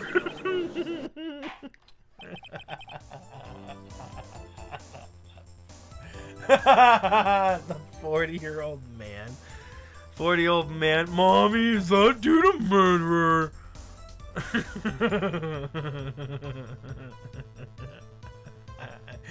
Oh, man. It would seem The inquiry committee will want you to speak with you again today. I have nothing to be ashamed regarding my actions or their consequences. For now, let us continue with the cross-examination. Poor Mr. Edgeworth, it must be so difficult for him. At the time of the crime, the detective had used his card. Okay, I'm going to press, and hopefully we still get to present evidence. Earlier, I believe that you testified that when you asked the man to show his ID card, he pulled a knife on you. Yes, sir. He didn't show me any ID card, sir, but you didn't ask for his ID card. Don't you think that's odd? Yeah, that's very odd. I mean, if he had his ID card, all he had to do was show it to you. There wouldn't be any reason to draw a knife. Maybe he just panicked. You didn't ask him for his ID card. Everything stems from contradictions. Point them out. Dude, we have audio in the video. Mr. Wright, what do you think? I'm confused. What? The problem with this ID card testimony is far too obvious. It's not like Edgeworth to have missed something like this. You're thinking too hard about it. Come on, let's show him what we've got. You're gonna get canceled. You're gonna be canceled, DJ. Okay, so right here. Well, maybe not this one, but we have audio in the video. We have audio. We're not hearing it now, but we did have audio in the video, and we didn't hear him do no asking for ID badge. He did not ask for no freaking ID badge. I can't speed it up here. Kind of lame that I have to let it play if I want to see something near the end.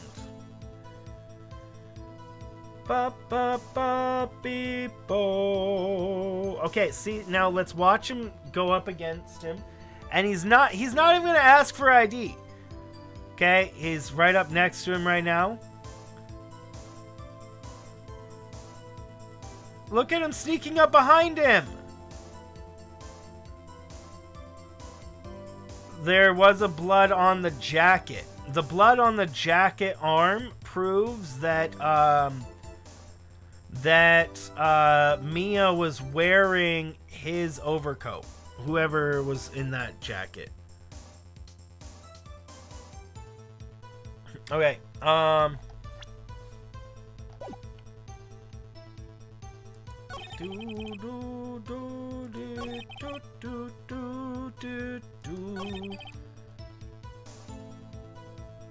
Gotta go in a bit. Okie dokie. Imitate the audio. Oh, I can't. I did a fantastic job. Well, we can't contradict him though on what he said during when we pressed him for the information.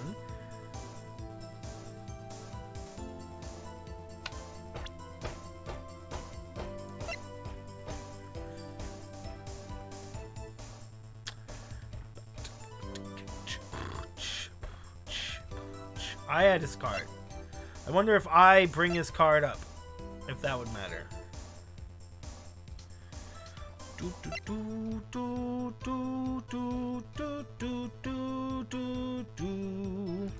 I don't know how that comes into play yet.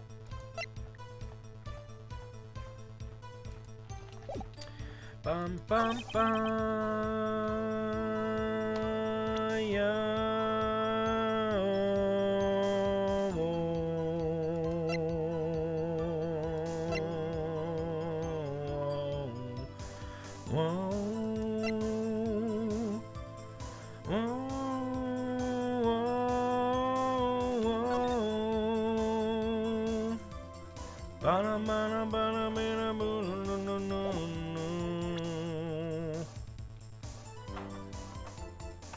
But I heard my kid crowd voice. Oh, mommy, is that man? Mommy, is that man got a murderer?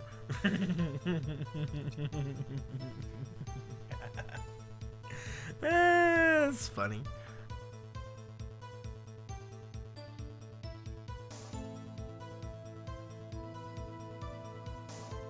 He's a big old mean man. Bum ba beep beep boop boop boop beep boo dee doo dee doo. Bum bum beep doo. Okay, wait, hold on. What is the timing on this?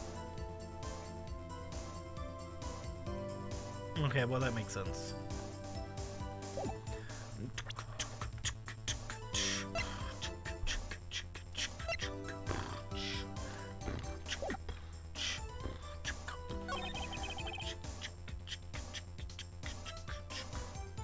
Do do do do do do do do do do do do do do.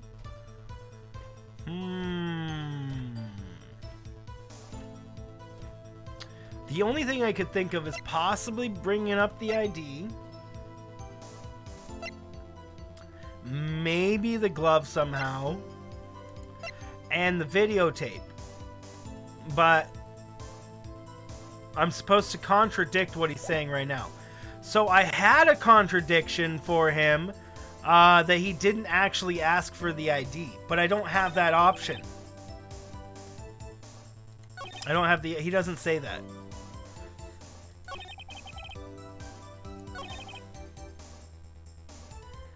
To enter the evidence room, one must use their ID card. But what if he didn't? What if they didn't use their ID card to get in?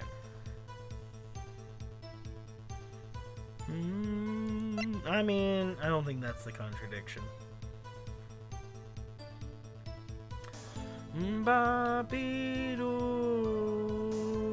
Or maybe not. Maybe they didn't use their ID card to get in, and the glove was also...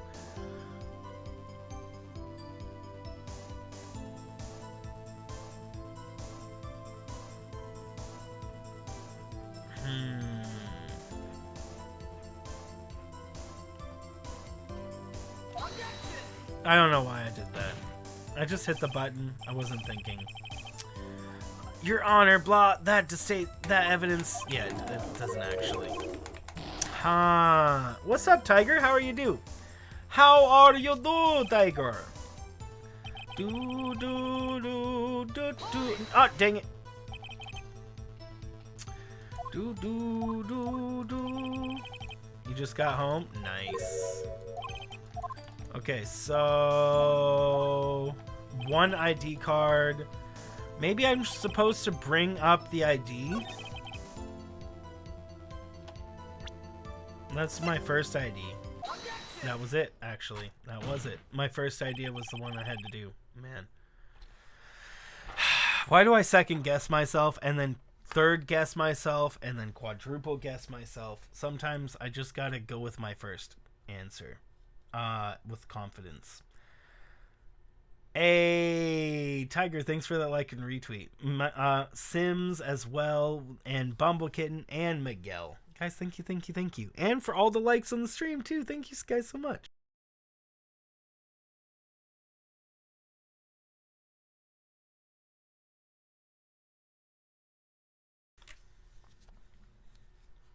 What's up, Morgan? It's going good. How are you? Wait one moment, Officer Meekins. I'm not good at waiting, sir. I have the victim's ID card right here. I found it at the crime scene. That makes sense. When I say crime scene, I'm not referring to the evidence room at the police department. I mean the other crime scene. The underground parking lot at the prosecutor's office.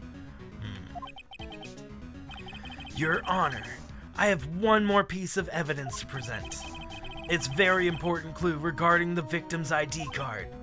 Lost item report. It's only half completed. But it shows the detective lost something on the day of the crime. Something important enough to fill out this report. And he couldn't remember his ID card. Well, he couldn't even remember his own ID card, right? He did 5'9". Let me guess. You believe this something is his ID card, right? I can't say for sure, but there's a high probability. On the day of the crime, Detective Goodman was not carrying his card. You have haircuts tomorrow? Bro, I hope you enjoy them. You get all the haircut. Order! Order! What does this all mean? Wait, what? It can only mean one thing. It doesn't even require much thought. The man Officer Meekins encountered in the evidence room was not Detective Goodman, but rather the man who stole his ID card. Order! Order! Order! Order! Does the prosecution have a response? I have only one thing to say for the defense. To the defense. Bravo, Mr. Wright. Bravo! Allow me to summarize the defense's argument. At 5:15 p.m. on the day of the crime, a man in the evidence room Officer Meekins encountered was not Detective Goodman. There are two grounds to support this. First, the locker in the evidence room was already unlocked. Second, the victim lost his ID card. Am I correct so far, Mr. Wright? Yes. What's he up to? That being the case, we must inevitably arrive at a single conclusion. If the victim on this video is a fake, then the murder in the room and the evidence is also a fake. In other words, the security camera does not show the instant of the murder. That is, well, I guess that's right. Is something wrong, Mr. Wright? Only moments ago you seemed content to be pointing your finger around. This isn't gonna end well. Well, it seems like you finally realized exactly what you've gone to such lengths to prove. Explain yourself, Mr. Edgeworth. The defense has already done the explaining for me. The victim in this video is a fake, which means the murder did not take place at the police department at 5:15 on the day of the crime. So? The real crime could only take place at one location, the underground parking lot. At the prosecutor's office, the murderer being Miss Lana Skye, the defendant. The evidence is compelling. A trustworthy witness. Observe the moment the defendant used the murder weapon.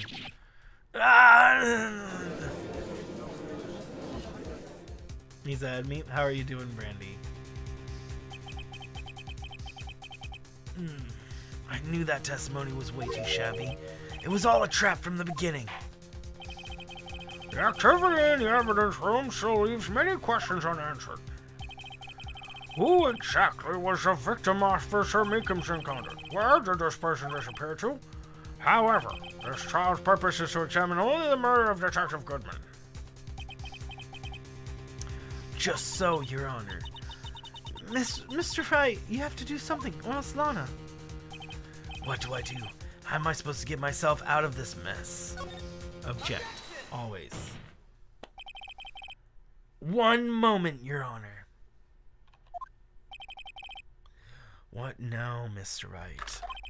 Don't tell me you're objecting to what you've just proven. Of course not. But I almost walked right into the prosecution's trap. What are you talking about? This cross-examination has proven one thing, and one thing only. The security video did not show the actual murder. Okay. Okie-dokie. And we go. And boobity-doo. Moving on.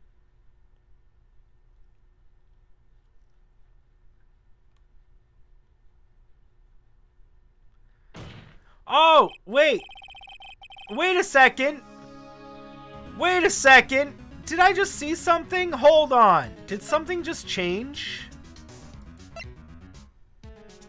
Hold on. Did I just... Oh, I see something. I see something change, bro. It's Marshall. It's freaking Marshall. We have the proof. Look at this. See that far left is empty. There's nothing there. Nothing there. This whole thing happens, and then now keep an eye on the far, far, far left locker. Far top left locker over here. Boom. This locker right here. Oops, that locker. Now watch what happens. I think it'll be 2 more rotations.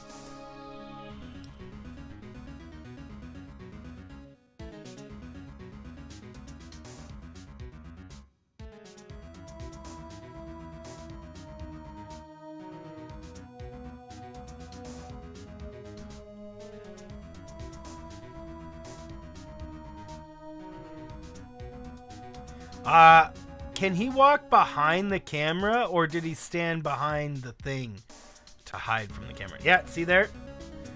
Did you see it? The cloth? The cloth is in there. Is in the thing now. Cannot be said.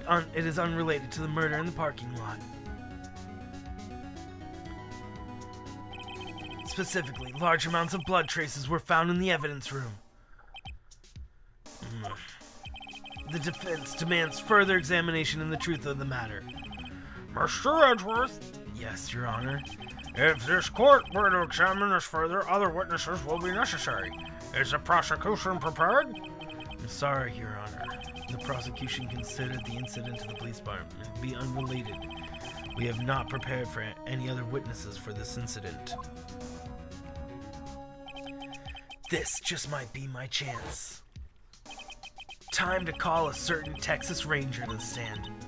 Mr. Wright, do you mean? Your Honor, the defense would like to request a specific witness. Oh? Who do you have in mind? Someone we have reason to believe knows the truth. The truth behind the activities that took place in the evidence room. The prosecution requests to hear this person's name before deciding whether or not to comply. Very well then, Mr. Wright. This person whom you would have testified, what is his or her name?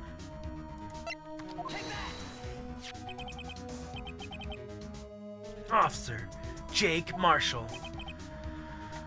Why him? I can't let Edgeworth know everything just yet. He's in charge of the evidence room. I feel we should hear what he has to say. The prosecution agrees to the defense's request. Since he was responsible for guarding the room, we should hear his testimony. Fortunately, he works in the police department. We shouldn't need longer than 20 minutes to prepare. Yeehaw! Yeah, Bambina. Oh, Francis, by the way, yeah, your voice is like, hey, Bambina. Like I could see that. I still like my deep kinda Texan voice for him, in long draw and heavy confidence. He is that cowboy that you see riding in the commercials that's doing something like whipping his freaking rope in over a horse thing. I don't know how. Was it called? Lassoing? Bambina. I heard it. But yeah, you got that. You got like ASMR deep voice. Dark voice. More like deep. The court will take 30-minute recess while witnesses subpoenaed. Will the prosecution please prepare a witness during this time? Yes, we will, Your Honor. Court is now in recess. Very different for sure. 11:32 a.m. Lana, there's no stopping you, is there, Mr. Wright? Oh, Francis, by the way, you're absolutely right. I do make most of my female voices British, and it's really just because I can more consistently do a female voice as a British female voice. It's very hard for me to do I was actually tried it earlier to do an American female. It's very hard for me. I don't know why. So let's see if I can do it with Lana here. There's no stopping you, is there, Mr. Wright? Okay, that was close. There's no stopping you, is there, Mr. Wright? That was closer. Less British. And again, more feminine than how a dude would say it. There's no stopping you, is there, Mr. Wright? There's no stopping you, is there, Mr. Wright? See, you hear you hear that difference? That, there's no stopping you, is there, Mr. Wright? There's no stopping you, is there, Mr. Wright? So that's how, you hear that there is a difference there. And that difference is, that general difference between female and male voices. And, I mean, there's more complexion than that. It's not just male-female. You know, like a flamboyant man has parts of, like, women's voices, and then, like, a butch woman might have male complexion tone in her voice added. So yeah, definitely. It's weird. I don't know what I was saying earlier. I don't know what causes that, but it's there. That you can tell. I don't know what it is. Because, and the first thing that clued it to me is when I first started trying to do voices, when I did women's voices, I just always made them high pitched. I just like, oh, there's no stopping you, is there, Mr. Wright? Or something like that. So, I didn't actually think about it. And then I realized that women can have very deep voices, and men can have very high pitched voices. But that doesn't make them sound like the opposite sex. A woman who has a deep voice can still sound like a woman. It doesn't mean that they're not a woman just because they have a deep voice. And a man can have a really high voice and talk really, really fast. It's not really like, it doesn't have to be limited. You know? No, I'm high, I'm Meekins. You know? So, I mean, yeah. Anyways, back to the story. Sorry, guys. What's up, Evie? There's no stopping you, is there, Mr. Wright? Huh? What do you mean? You called for Jake Marshall. It seems you figured everything out. I haven't figured out anything. Lana, you're the one who knows everything. Emma,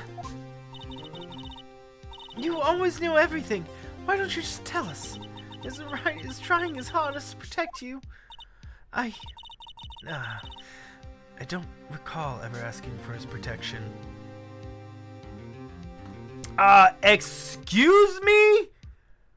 You said we were your defense attorney! But, in her defense, she did say that she was just guilty and we should just let it happen. How can you be so cold? Don't you trust us? Don't you trust me? Hope I'm not interrupting anything, pals. Huh? Oh, guess I am. I'll come back later. Oh. Wait, Detective Gumshoe, what is it? Poor Gumshoe. You got a lot of nerve, pal, making a detective run around all around while on duty. And on top of it all, you call me here? I've seen happier people at funerals. Sorry, Detective. You better be, pal. Hey! I didn't see you there, Chief Prosecutor Sky.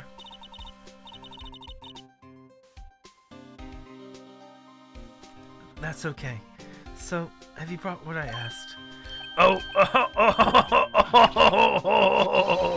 Oh, you mean this, right? My apologies, Detective. Due to my present circumstances, I was forced to use Mr. Wright's name when making my request. My name? Never in a million years would I thought it was you who asked me.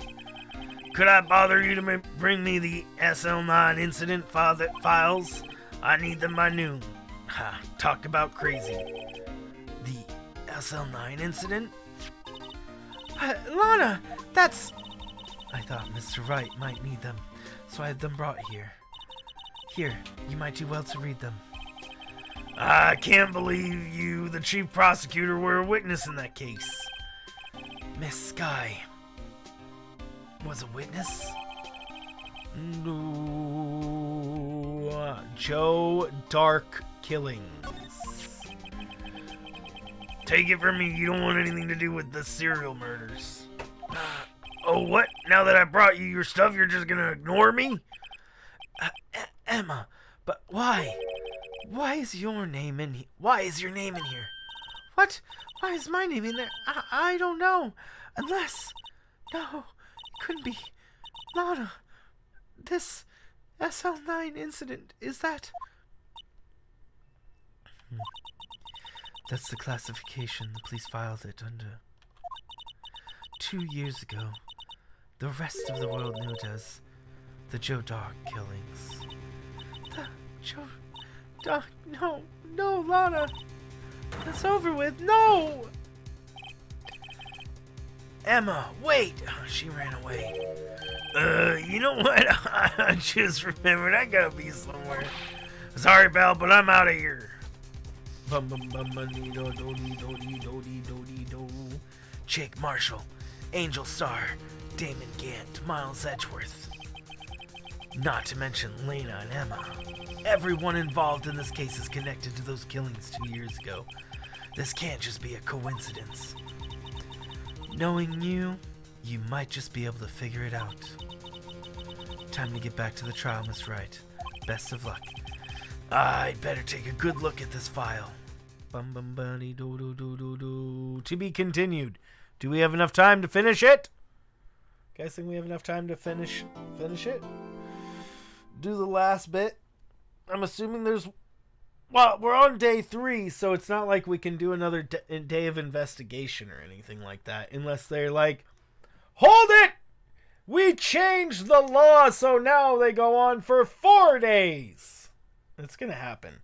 It's probably going to happen at some point. In one of the Ace Attorney Wright video games, it's probably like they stop you and they make it go on an extra day or something, just to extend a case.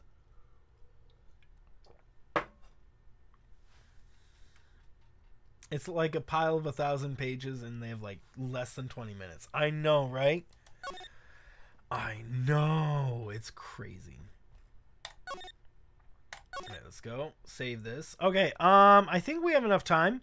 Do you guys think it's less than like an hour and a half? If it's like less than an hour and a half, we probably can make it. Or do you guys think that this is going to be like longer than an hour or two? By a raise of hands, who thinks we should continue today? And just finish it. I don't know how long it's going to be. I mean, if it's not that long. Some of these went for like 2 hours. It's just a court trial, right? And it's only there. How many times I stop for convo? You are right. I do stop for conversation far too much. It's almost like I like talking to you guys or something. Okay. Let's go. We can go ahead and finish it, I think. Possibly. Alright.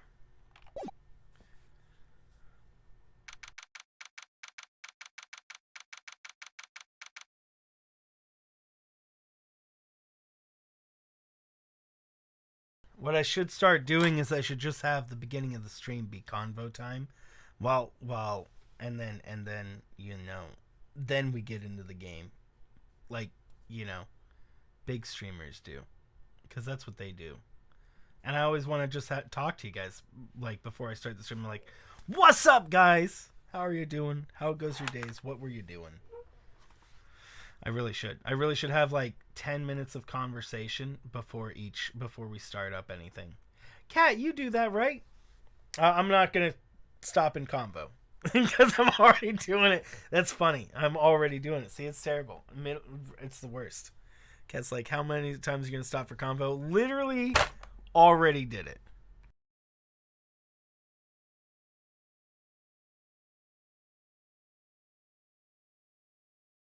I am the worst. Okay.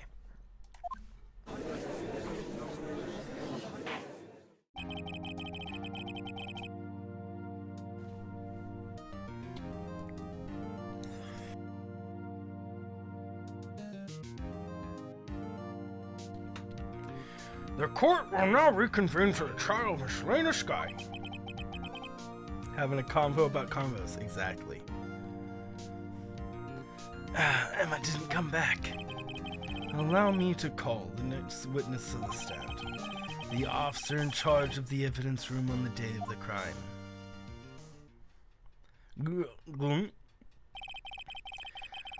Witness, please state your name and occupation. That's right, me, partner. Oh, I'm just a man same as you, wandering around the trails of civilization. Occasionally helping elderly cross intersections when needed. Yes, we get it. Oh, I know you're a patrolman. Why is he always drinking? As for my name, if you listen hard enough, you can hear the howling wind call it out. To be exact, Jake Marshall. It's Jake Marshall, Your Honor. Howling wind? Nah, I've never heard Edgeworth described that way before. Now, Mr. Marshall, let me ask you something. You were in charge of guarding the evidence room on the day the crime took place. Is this correct? According to the papers, partner. What do you mean? A desperado's soul is boundless as the desert sands. No paper can sum it up. Maybe it's best we get on with this quickly. Please share with us your testimony of the day of the crime. In plain English, please.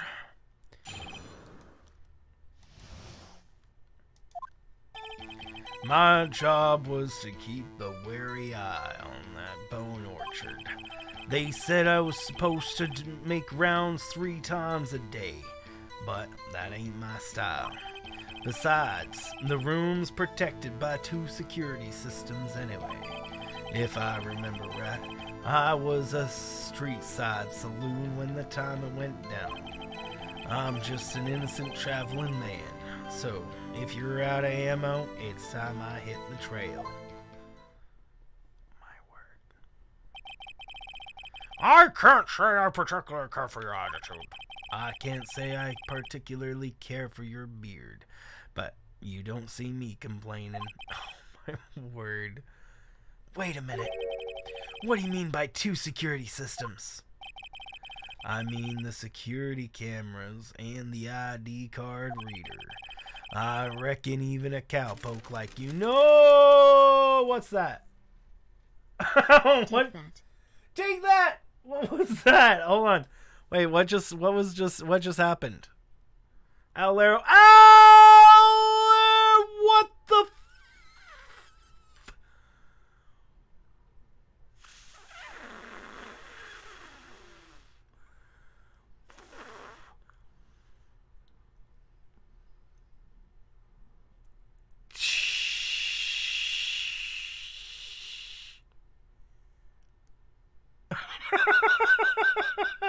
Oh my word, Owlero! Bro! Thank you so much for that. Oh my word, bro. That's so freaking generous of you. Oh my word. Thank you, thank you, thank you. Guys, get a hashtag in the chat for Owlero. And you said a GIF played with it? I think I saw the end of it. Can I replay it? Can I replay it? Dude, thank you so much for that, Owlero. Man, that means a lot. Thank you, thank you. Can I replay the alert? Hold on. I want to see it. Hold on. Alert. Skip alert. How do I replay? Oh, do I actually have to go into my Streamlabs, maybe? Will it replay it with the thing? Dude, Owlero, thank you so much, man. I need to see this, bro. I need to see this. It was Phoenix Wright, and it said take that. Okay, let's try it again.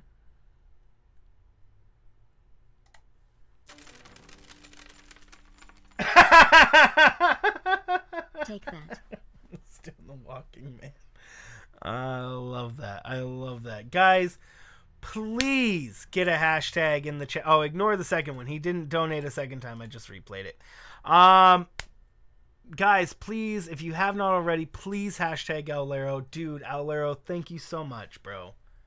Hearts. I really appreciate that. An epic meme. That was an epic meme, bro. Yes, well, what about the fingerprint activated locks on the evidence locker? Major owlage, bro. Fingerprint activated locks, well, that's kind of newfangled doohick. What kind of newfangled doohickeys are those? He's not being very helpful.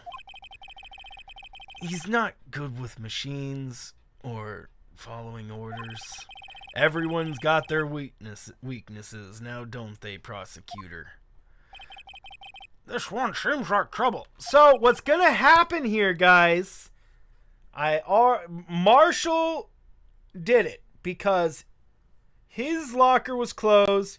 He went and killed the dude. He came back. He put his thing in the locker. He doesn't even know that his own locker requires his fingerprint to open it up. He doesn't even know that because he doesn't know the technology.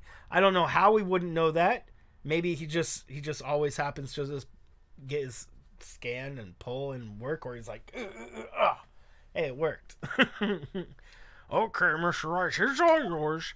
There's got to be something because we know he put the coat maybe inside the he put something inside his own locker. Day of the crime. My job was to keep a wary eye on that bone orchard. Hold it! How did you keep an eye on the evidence room? I just made sure nothing moved in the security camera monitor. That room's so still, even time dies in there. I was just a caretaker who interred the recordings. You interred them? Videos of nothing aren't that useful.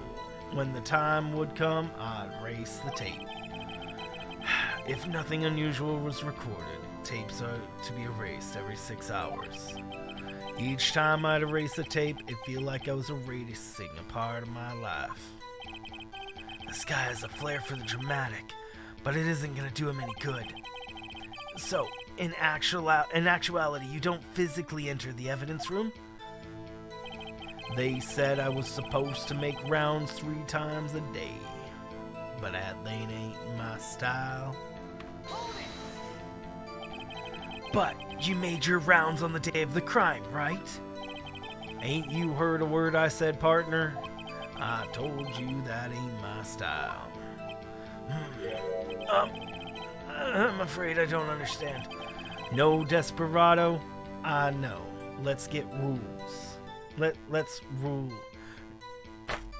No desperado, I know. Let's rules get in his way. No desperados, I know. Join the police force. So, Officer Marshall, on the day of the crime. Just between you and me, I didn't set foot in the evidence room on that day. There was a rubber glove stuck to the victim's locker. Do you know anything about that? Sorry, partner. Can't say that I do. I haven't been in that crypt in weeks. How does that guy avoid being fired? Besides, the room's protected by 2 security systems anyway. You used to be a detective, so you used the evidence room in the past, correct? Of course. Back in my day, the locker was a gold mine of evidence.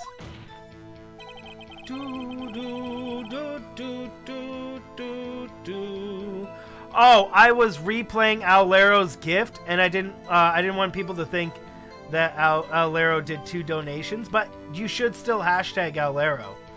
Brandon, that would be great. I'm gonna hashtag Owlero and take a breather, actually. I'm gonna take 2 breathers.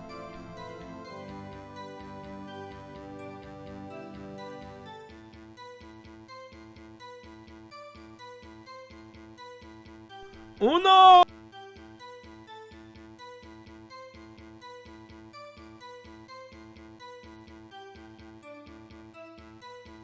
Do. I know how to speak I know how to count clearly in one language.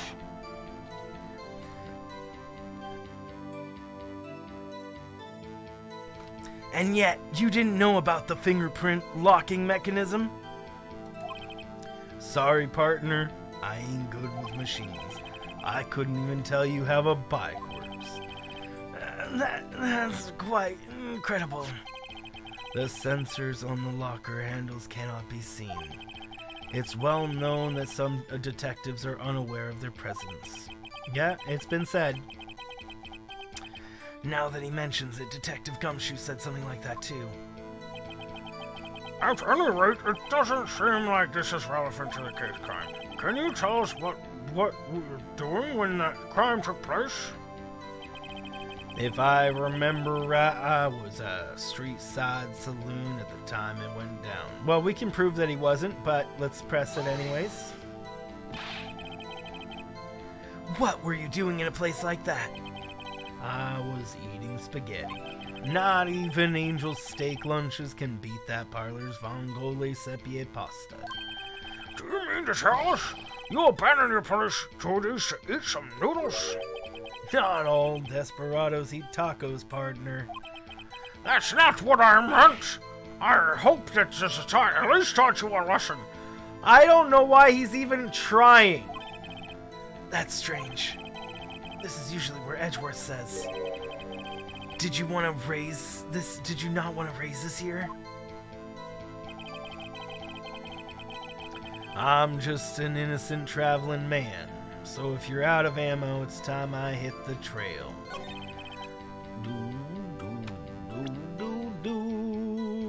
Okay, so I want to present the tape, but maybe that's jumping too far, or maybe it's just what I need. Oh, I forgot to look at this. Do. Victims. Neil Marshall! Bro. Trial data. Witnesses Lana, Emma, Miles Edgeworth. Executive investigators. Head investigator. Investigators. Ah, look at all of them. Okie dokie.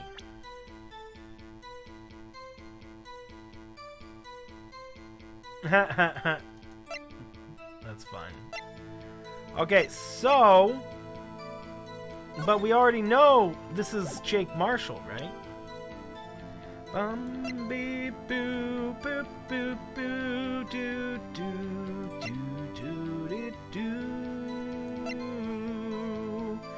Okay, so this video, I believe, places him in at the scene of the crime because of his thing. It didn't work, though. Your Honor, what do you think about... Dang it, bro. Okay, so I couldn't use it. I couldn't use that as a piece of evidence. It's going too far. It's like jumping ahead. You know, jumping to conclusions. I mean, we already know, but it's like... I'm going too far ahead of what the game wants me to go. Just an innocent man. Let's press this just for more information. And out of ammo, Officer Marshall. That's right, partner. Or as you'd call it, evidence. If you plan to pin me to this crime, then you better draw. Otherwise, you're just wasting my time. My steel horse is waiting back to carry me back west in the sunset. One thing seems good. Despite being responsible regarding the evidence room, the witness doesn't appear to see anything. Texans don't take orders from anyone. Everybody knows that. Apparently your superiors don't. Okay, I have a trump card up my sleeve. So, I'd best keep my cool. Before I'd use it, though, I better up the ante.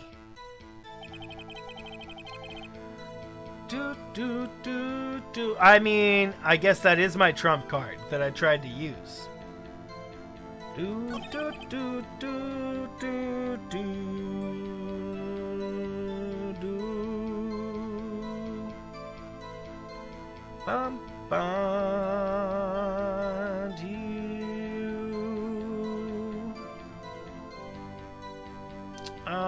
Okay, I'm thinking here. 3 times a day, protected by 2 security systems. I think this is... He said he was down at the saloon during the crime.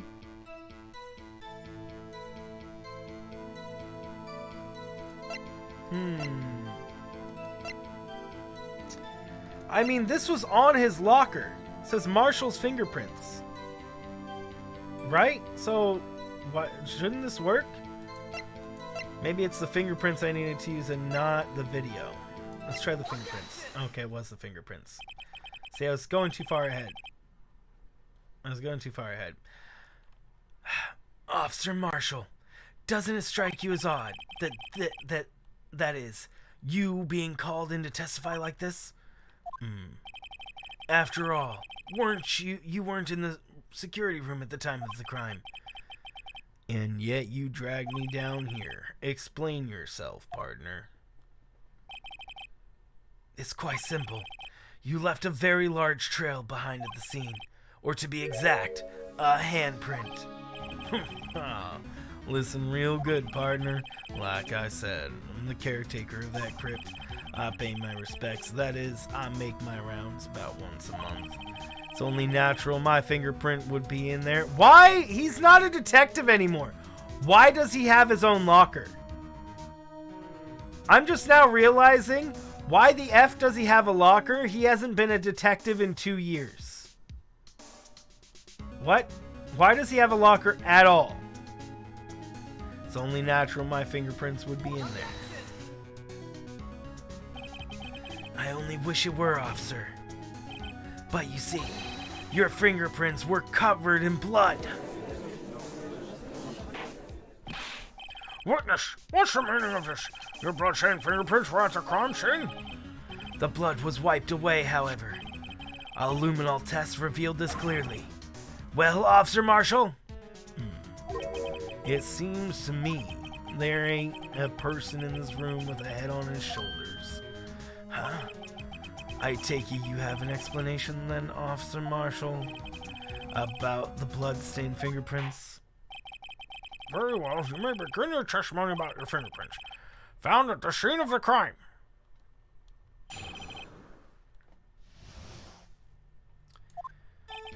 Like I said, it's only natural for my fingerprints to be in that evidence room. One of them just happened to be in the same place as the blood-stained handprint.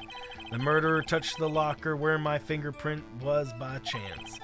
The blood-stained fingerprint and bloodstain and the fingerprint are completely unrelated. Or didn't you know that the murderer was wearing gloves? How do you know that? See, I had nothing to do with it. How would you possibly know that the murderer was wearing gloves, bro? Witness... wait, no. Well, I mean, okay, we do know that the murderer was wearing gloves because of the, earlier case. Yeah, we do know, for sure. Oh, dang it. Oh, there's room for evidence. Life wouldn't be fun with any doubt, partner. The defense may now cross-examine the witness. This guy's hiding something. I can feel it. Now's my chance to prove it.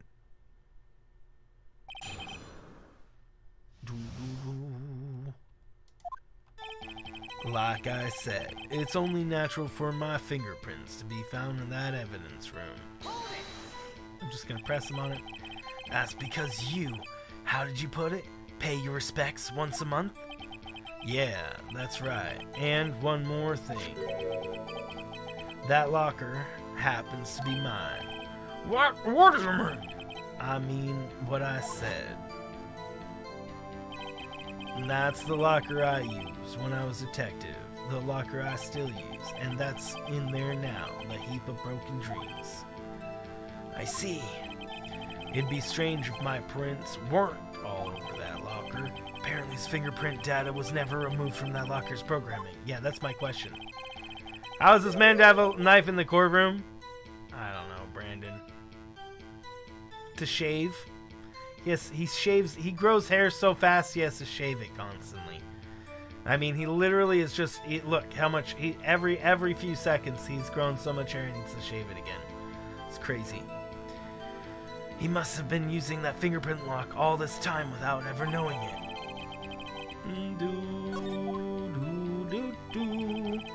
One of them just happened to be in the same place as a bloodstained handprint.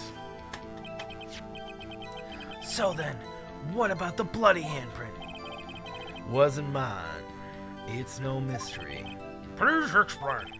My locker's covered with my fingerprints. It just so happened the murderer touched the locker where my fingerprint was by chance. That's also a lie, but we're just gonna press for more information. The chances of that happening are 1,000,000 to 1. Not really, but still. On the contrary, one could argue just the opposite. The chances of that not happen are 1,000,000 to 1. Get one thing straight, partner. You ain't gonna get no reward with me with a mere fingerprint. You wanna know why? The bloodstain and the fingerprint are completely unrelated. No, I have proof to say against that, but we're gonna press anyways. Unrelated? There's different as night and day. Kind of like cereal and cereal. One's got to do with breakfast, the other one's got to do with a type of murder. He's right. Oh, this is all. Although seemingly alike, they're totally different. I don't see what homonyms have to do with this. Or didn't you know the murderers were in gloves? Okay, this is where I want to press this. Fingerprint? Wait, what? Is that what I said? My word. How do you know that? I may be a loner, but I still do my job. I keep up on reports. There was a blood stain at the scene thought to be left by the murderer. That's right. It was found on the Detective Gumshoe's locker. Flimberprint.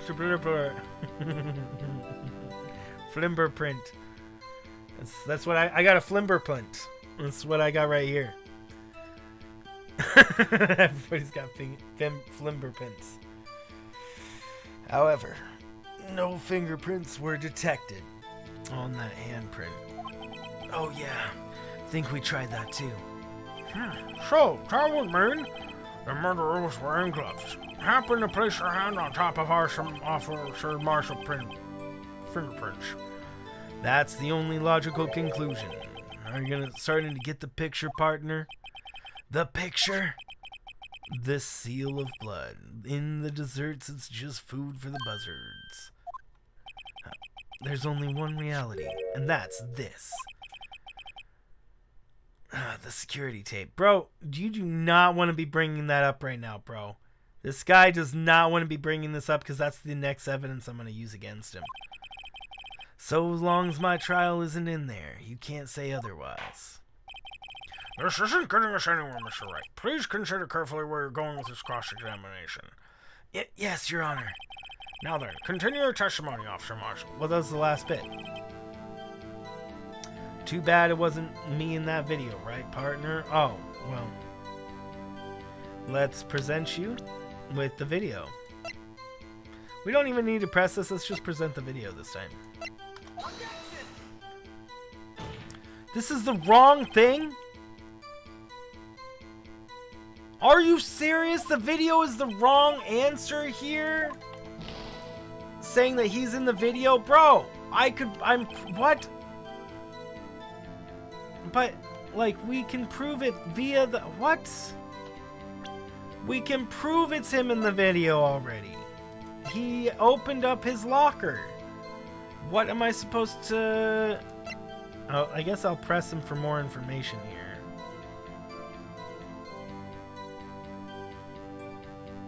But what am I supposed to use if not the video? Press him here, I guess, for more information, see what happens. What do you mean by that? You want to tie me to this crime, isn't that right, partner? If so, that video is the only direct evidence you have. But the video is next to useless. It's full of blind spots. Blind spots? places you can't see. The camera's panning back and forth. The floor isn't shown. If someone familiar with the camera's position, they could leave the room without being caught on tape. We don't have time for speculation. Your speculations, Mr. Wright. Well, Mr. Wright, if you can show us evidence of this video that indicates Officer Marshall was present, please do so now.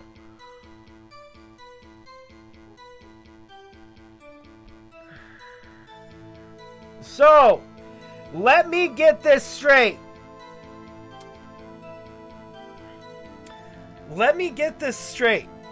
I tried to present the video as a direct thing against that thing he said. I got in trouble for trying to present that video, right? I then just do a normal press towards this on the same exact prompt, right? And it brings up this sequence of events that has us use the video to explain how he was in the room.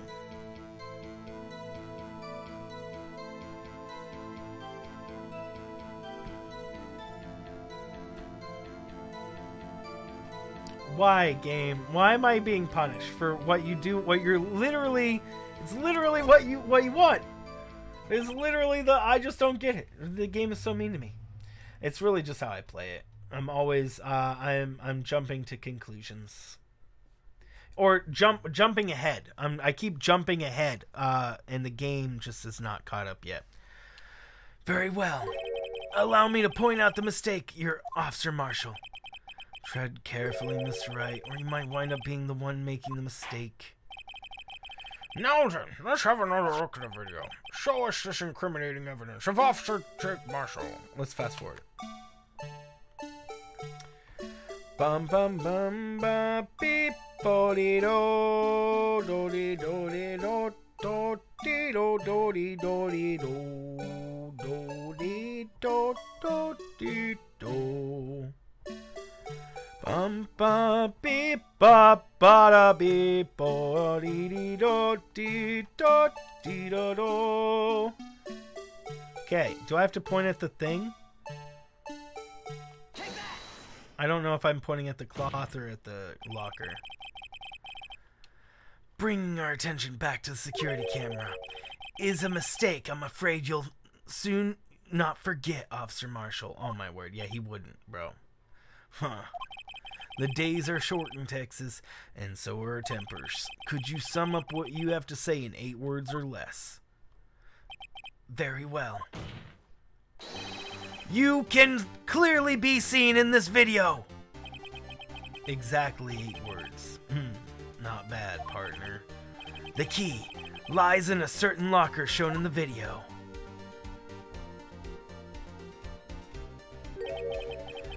That locker was a white cloth sticking out. That was the witnesses, I believe. Now then, let's rewind that video a little bit.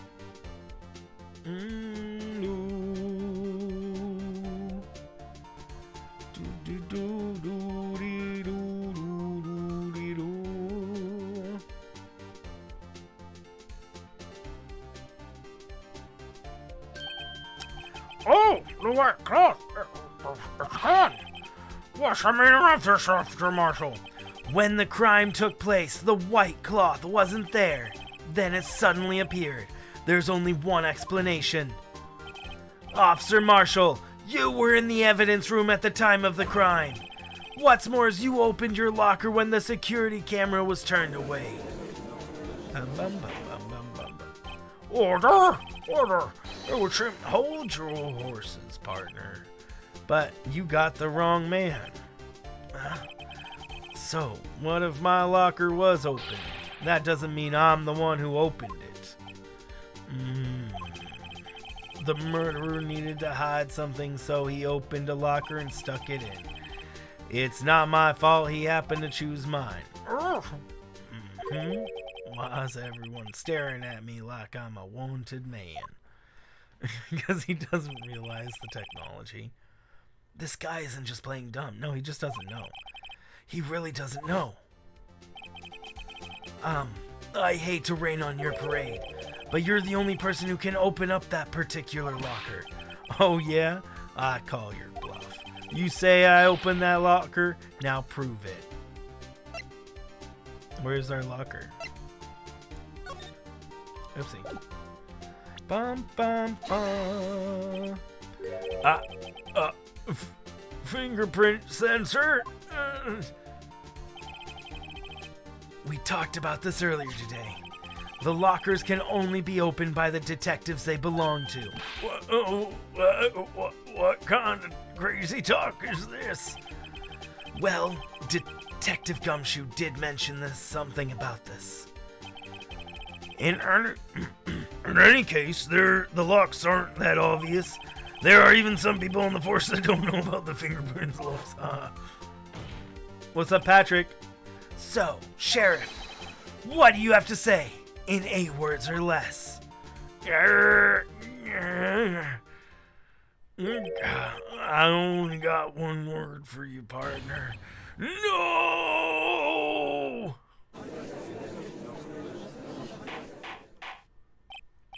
Order! Order! Order! Witness, explain yourself. If this is a joke, it's the worst I've ever heard. I assure you this is no joke, Officer Marshall. Now then, please tell us what you were doing at the evidence room at the time of the crime. Ole, please answer the question. What is he now, a bullfighter? That's all right. Officer Marshall, I believe we can figure out the rest from here. We can? Have a look at these floor plans. There's no place for someone to hide in the evidence room. Yet Officer Meekins didn't see Officer Marshall. If that's so, then where was the witness? It seems Mr. Wright has an answer. That's right, the only possible conclusion. Well then, let's hear it.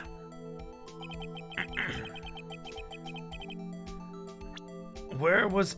Dang it, hold on.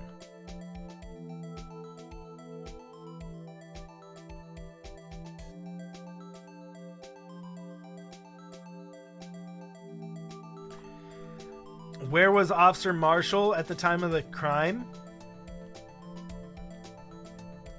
Right here? Right? Am I confused? Officer Marshall was standing right here. There, but that's where the victim, Detective Goodman, was standing. Correct. Unless the man wasn't Detective Goodman. I believe the victim in the video is Officer Marshall. It was you, dressed up like Detective Goodman. But that's preposterous. Officer Meekins witnessed the detective at the crime scene. Once he saw that man's face, he'd know for sure. He didn't know. Like 5 times he said he didn't know. May I point out, though, that Officer Meekins did not know Detective Goodman. And he did not know. He also testified about the man's reaction when confronted. When I entered the evidence room, I asked him to show his ID card, sir. Yes, and how did the Detective Goodman respond? He suddenly pulled a knife on me. Something about the officer's story puzzled me. If the man had his ID card, why wouldn't he just show it? So he would have needed it to enter the evidence room, so he must have been carrying it. The answer is simple. He couldn't show it. As you can see, Detective Goodman's picture is on his ID card. Oh, I get it. If he showed that, his cover would have been blown. Officer Meekins would have realized the man wasn't Detective Goodman. Did you have anything to say to this Officer Marshall? You've got quite an imagination, partner. We've got term for that. It's called circumstantial evidence. Circumstantial evidence? He's still denying it. You're gonna have to do better than that to break a detective, unless you have hard evidence proving I dressed up as the victim. I can't say particular. I care for your uncooperative disposition. I can't say I care for your beard, but you don't see me complain. That's the second time you've complained about it. Well, Mr. Wright, do you have any evidence proving a shot up Officer Marshall dressed up as a victim? Well, who am I kidding? I don't have anything like that. I can see the fear in your eyes, partner. Seems you're the one who couldn't take the desert heat. Oh, this can't be happening. So obvious he's the one. What can I do? It looks like your lack of experience has finally been exposed. Finally? Bro, what? Finally? His lack of experience has been shown like 500 times. 700. 690 times for meme purposes. I'll pass on to you what someone told me when I was just starting out. When you've run into a wall with no place to go, return to the basics. The basics. For me, that would be what Mia used to tell me. Phoenix, try thinking outside the box. I shouldn't look for proof that Officer Marshall was in disguise. But rather I should look for the evidence that came out because he was in disguise. Why do you think this locker was opened in the first place? What do you mean? There's no reason for Officer Marshall to open his locker at the time of the crime. Bro, doesn't matter what his reason was, it's that he did. And he's the only one who could have. Yet he did, despite the chance that it might have been discovered later on as it had been. Which means he didn't originally plan to open his locker. According to the defense's arguments, Officer Jake Marshall dressed up as Detective Goodman at the time of the crime. Then after the crime was committed, he opened up his own locker for some unknown reason. The fact that a white cloth is sticking out of the locker seems to indicate that he opened it in order to put the cloth inside. So, what exactly is this piece of cloth? Perhaps the video's the key to all of our unanswered questions. I don't have any evidence, so this video might be my only shot. Oh, did I just give him the wrong voice? I think I did. Okay. Very well, let's take another look at the security tape. After committing the crime, the witness opened the locker to put away the white cloth. Please show us why the witness had to open the locker. Because he was stabbed?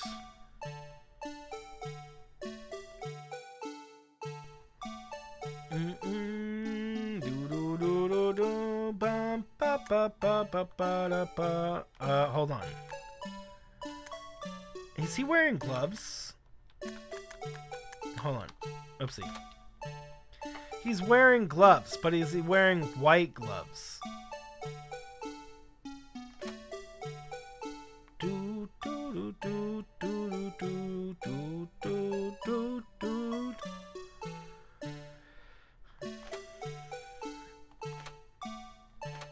Does his other hand have a glove?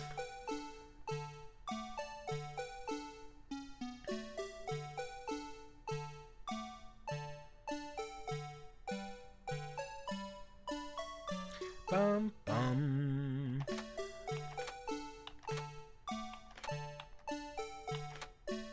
I can't, it doesn't look like it.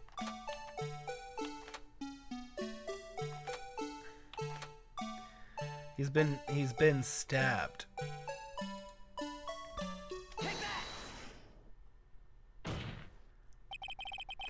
For some reason, you disguised yourself as Detective Goodman and entered the evidence room, though I don't know to what end yet. However, something unexpected happened. Officer Meekins barged in on you. When asked to show you your ID card, you pulled a knife on him. However, Officer Meekins panicked, and the white coat you were wearing was soiled with blood. A bloody white coat? You couldn't just walk out like that, So you hid the code in your locker. Not bad, partner.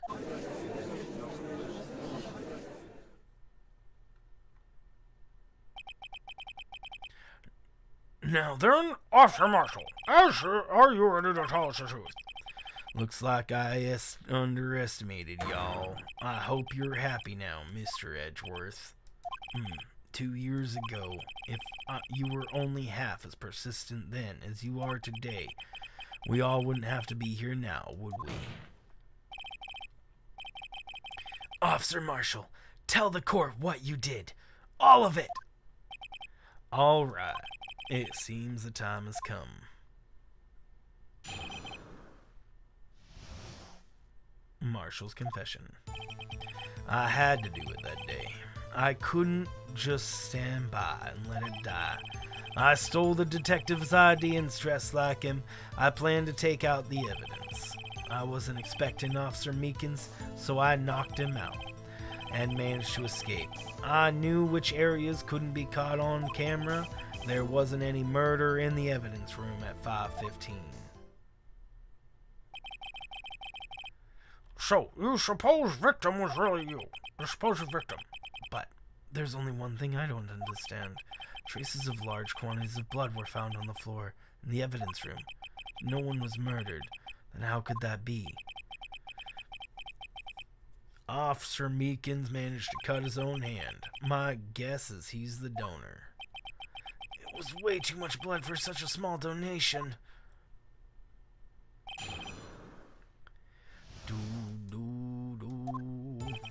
I had to do it that day. I just couldn't stand by and let it die. When you say it, you mean... Do you even have to ask, partner? The SL9 incident. 2 years have passed since that case was closed. It was going to be completely end without with the transfer that day. Not if I had anything to do with it. That incident's not over. But what did you hope to accomplish by sneaking in the evidence room?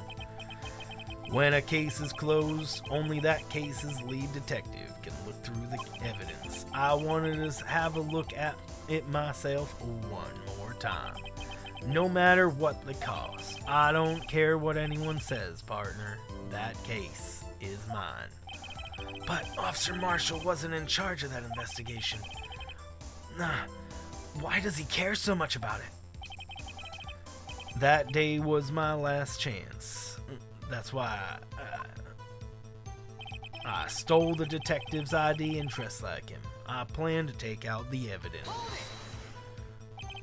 What? Why did you disguise yourself as Detective Goodman? Well, if I didn't make it look like Goodman was carrying out the evidence transferal, I'd be arrested for stealing evidence, which wouldn't get me anywhere. So, you did it to fool the security camera. And the detective's ID card? I stole that the morning of the incident. So that really was why Goodman started filing out the lost item report. I returned his ID card. I left it on the floor of the prosecutor's office parking lot. The ID card I found was left there by Officer Marshall.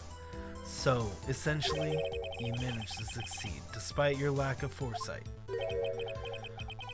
What do you mean, partner?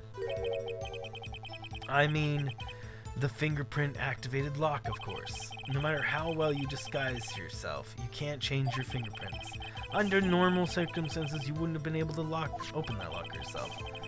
But he could because a rubber glove just happened to get stuck in the door. That means Detective Goodman must have opened the locker before the Officer Marshall. No, who stuck it in the locker? I wasn't expecting Officer Meekins. I knocked him out. No, this doesn't make sense.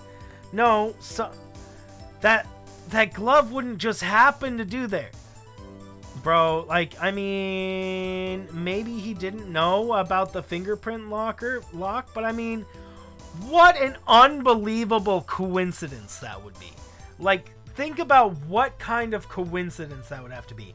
The one time that he just happens to accidentally leave his locker, the detective just happens to leave his locker with a thing in the way. is the exact day that he decides that he's going to go and try to pull the evidence out. No, it's too perfect. No, that's no, can't happen. I feel like that can't be it. If it is, that would be kind of silly. I doubt it is. I wasn't expecting Officer Meekins. I knocked him out. You pulled a knife on an Officer Meekins to try to drive him off. Let's just say I was a little surprised. I only planned on being in the evidence for no more than 5 minutes.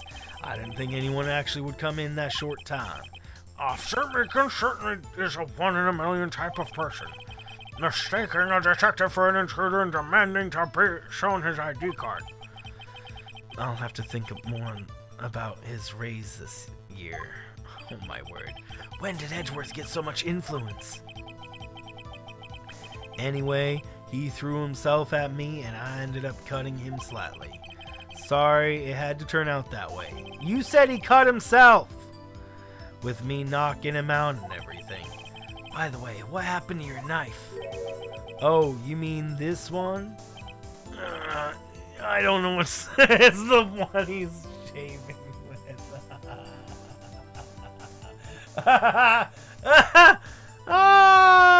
It's the one he's using, bro. Oh, my word. So, you knocked out Officer Meekins and managed to escape. I knew which areas wouldn't be caught by on the camera. So, you did your research beforehand. Those who go into the desert unprepared don't live long, partner. I didn't think it'd make a difference, though. The security tape is erased every 6 hours. If all had gone as planned, no footage would have been left. However, your bloodied coat in your struggle with Officer Meekins. If somebody was in the security room when I came out, the jig would have been up. I opened my locker and stashed it in there. What was Officer Meekins doing that time? What else? He was sleeping like a baby. So what you're saying is on that day, there wasn't any murder in the evidence room at 5:15. Let's press him for evidence and then press him for information and then do that. Then present evidence. But the blood found at the scene certainly indicates a crime took place. What are you, blind? The victim shown on that tape is me, and I'm not dead yet, partner. So, you stole the evidence from the locker? Actually, no, I didn't. Why not? Why not? When I opened up the locker, the evidence was already gone. What? What, Mr. Edgeworth? Where is that evidence? Still missing, Your Honor. Bro. Detective Goodman's locker was already empty. Someone else stole the evidence. Officer Marshall, may I ask you one thing? Fire away, partner. Just remember, I'm also free to decide whether to answer or not. Why did you do this?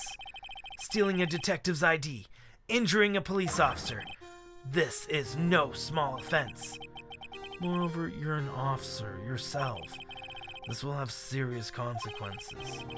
It can't just be forgiven with a simple cut in salary. Not that salary cuts are ever a valid solution. Like I said, this isn't your case. This one is mine, and I'll do anything if it takes to get an answer I'm satisfied with. The witness has an unusual amount of zeal. Let's hear more. I can't just forget the SL9 incident. You know why. But that case was solved 2 years ago, wasn't it? That's the real reason evidence was stored in the evidence room. Joe Dark was convicted for his crimes. One thing I can say for sure is he deserved a sentence. I remember the Joe Dark case. It involved serial murders, didn't it? I don't intend to complain about how it turned out, but there's something that still bothers me. Something went down at that trial. Something no one will talk about. What happened? I don't know. That's what I'm trying to find out. Why is he so concerned with that incident? Maybe I should present him with what I think his real reason is. I had a feeling we'd wind up here sooner or later. Everyone involved here is related in that case in some way. Better take another look at the files.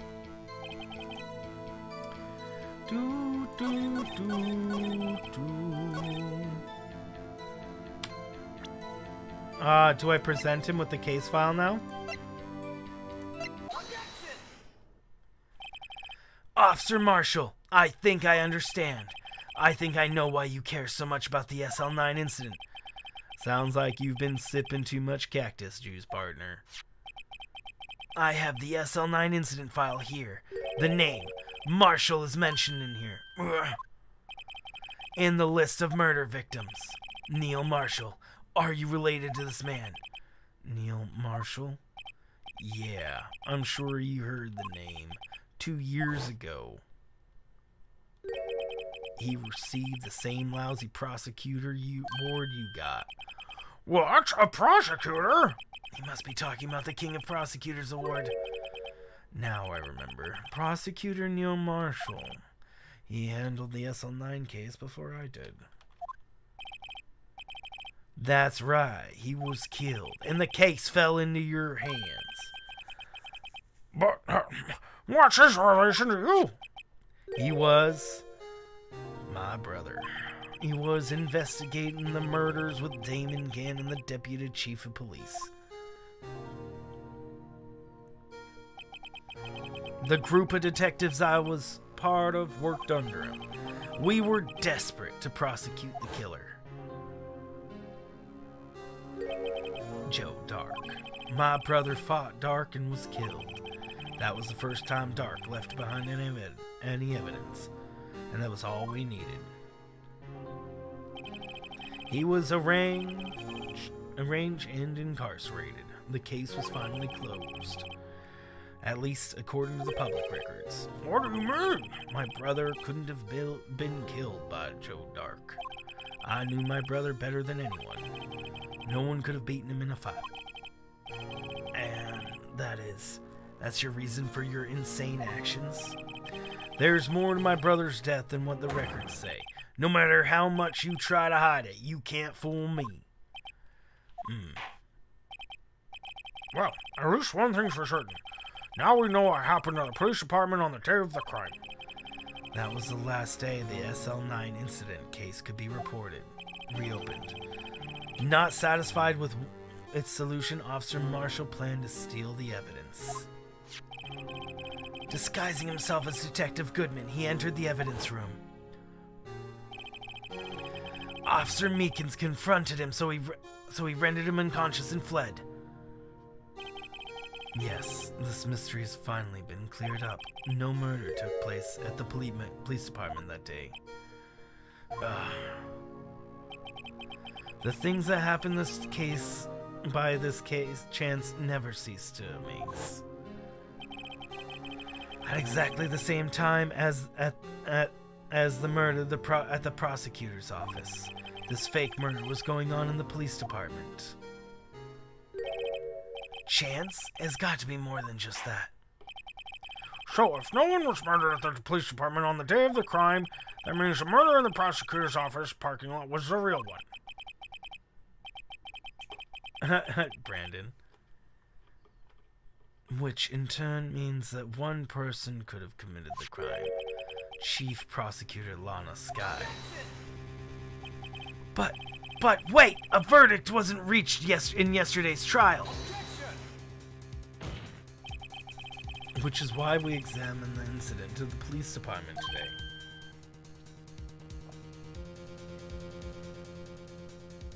But Patrick, there's only one reason the defendant was not convicted yesterday. There yet remained the mystery of the simultaneous murder at the police department. It seems to me the boys got the draw on you, partner. All the mysteries at the police department have been resolved. No doubt about it. Our sole murder took place at the prosecutor's office.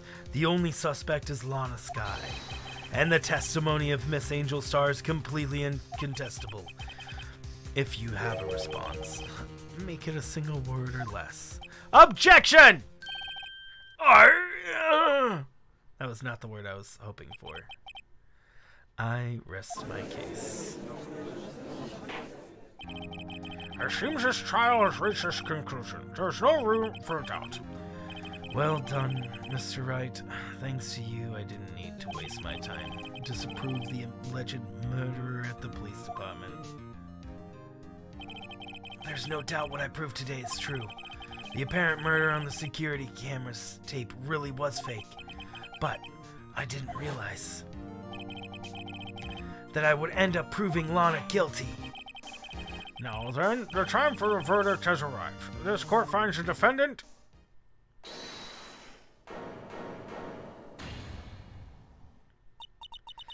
Your Honor, wait!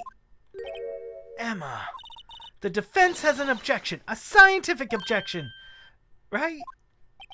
What do you mean, right? Mr. Wright, are you this girl's guardian? Your Honor, innocent. Please, Your Honor, I'm asking for a minute of your time. Please hear me out. Mr. Edgeworth, please. I don't want to leave any loose ends. If you want a minute, I'll give you 3. I was kind of in shock. I mean, finding out the SL9 incident referred to the Joe Dark killings. Now that she mentions it, the names of both Sky Sisters were in that file. But that's when I figured it out. I mean, what Officer Marshall was trying to do that day. So I knew his fingerprints had nothing to do with the crime. That left only one thing. The other handprint.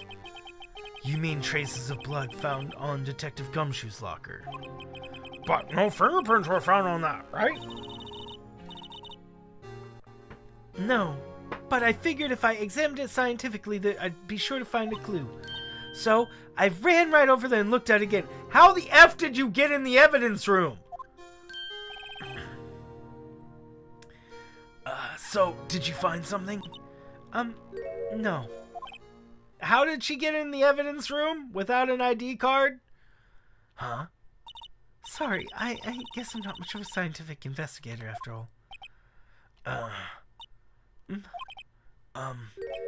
Is that all? Please don't be mad. I'm just a high school student. And I'm just an attorney. But Mr. Wright, those traces of blood are the only clue we have. If we can't find something wrong with them, please, Mr. Wright, you're a professional. If anyone can save Lana, it's you. Me? Oh, boy. Time's up. Now then, Mr. Wright. With regard to the incident at the police department, does any reasonable doubt remain? It appears the defense is troubled by the other blood mark. Looking at the floor plans, a handprint was discovered around here. Is there a problem with this? Mr. Wright, I'm sorry.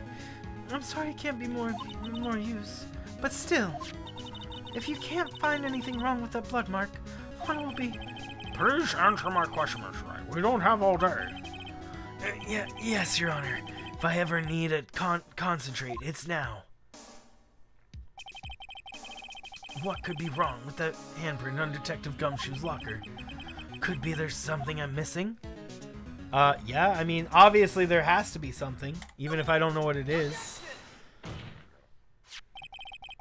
This handprint left at the crime scene clearly shows a contradiction. Sure. I don't know what, but sure, why not? The only thing it seems to clear is you're grasping, Mr. Wright. Yeah, we are. We're really grasping right now. You've been staring pretty intensely at those floor plans. Tell me, is there a problem with them? Yes. This is strange. Take a good look at these floor plans. Something is missing. Missing? You mean something hasn't been drawn on there yet? Okay, so hold on. In the video...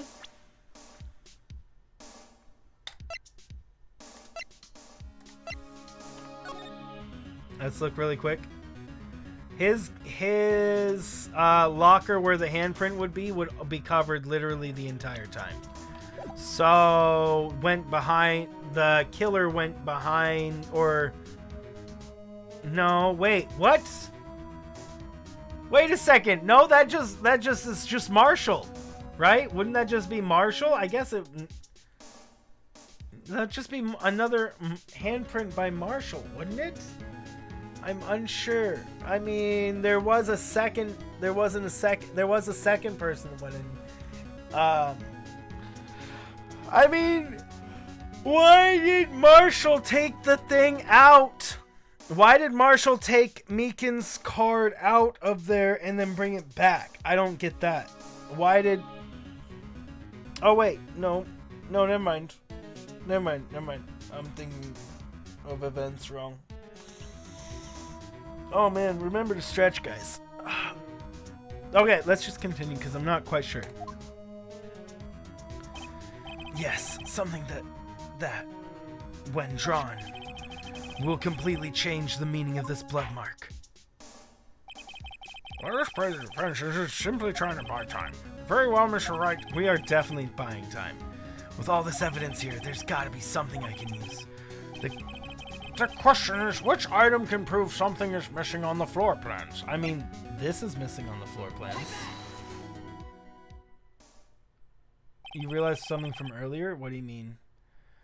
What? What about that piece of plywood? The Blue Badger, mascot of police force, defender of truth, guardian of proof. Explain yourself, Mr. Wright.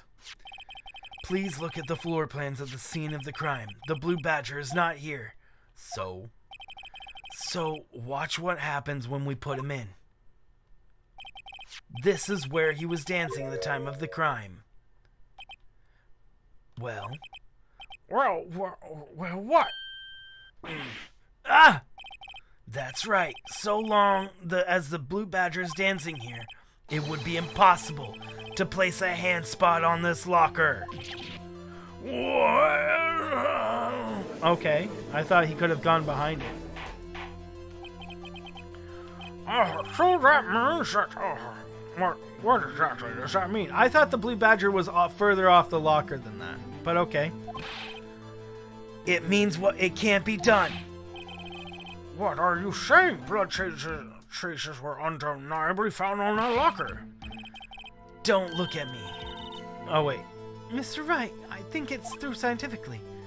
Emma, on that afternoon, Officer Meekins was the one who brought the Blue Badger to the evidence room, right?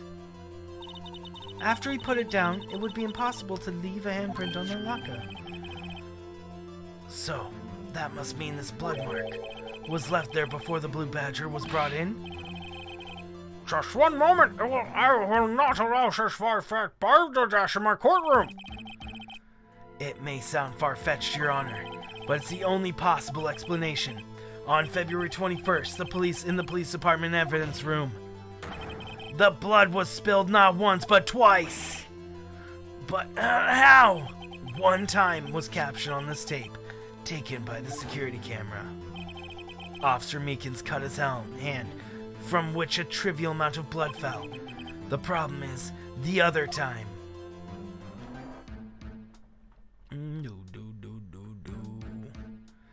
Look, there's still a handprint on the dude.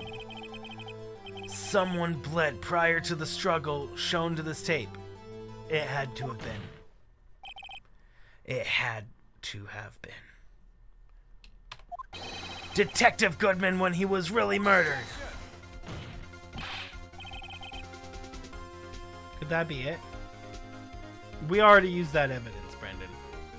That's ridiculous. I refuse to accept your absurd claim. The murder portrayed in the security tape has been proven a fake. However, that does not explain the blood mark found on the locker. So then, assuming this murder you purport really happened, when did it take place? I demand you show evidence that proves it when it occurred. When did this first incident occur? To summarize, the defense claims prior to the Officer Meekins being caught by Jake Marshall, who was posing as Detective Goodman, another incident took place in that evidence room. That's right. The blood mark on the locker proves this. Very well, then tell us. When did this first incident occur? As Miss Edwards said, proof must be presented. Proof that shows when the murder took place. There's only one piece of evidence that can show that.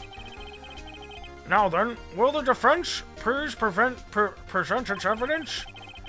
What shows when the first piece of evidence? I mean, I guess this?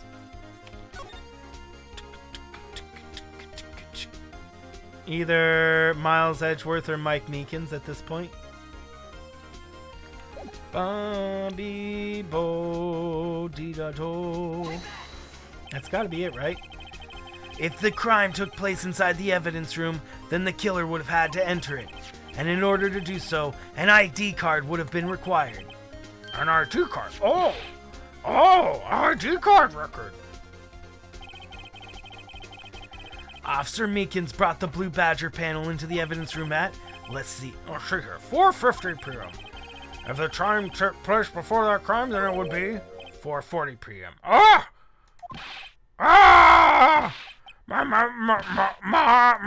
Miles Edgeworth, just what have you done? Never would I ever figured you had the nerve, boy. Drop the act, witness. It doesn't take a lot of thought to figure out it couldn't have been me. Nope, I ain't getting it. I'm afraid I don't understand either.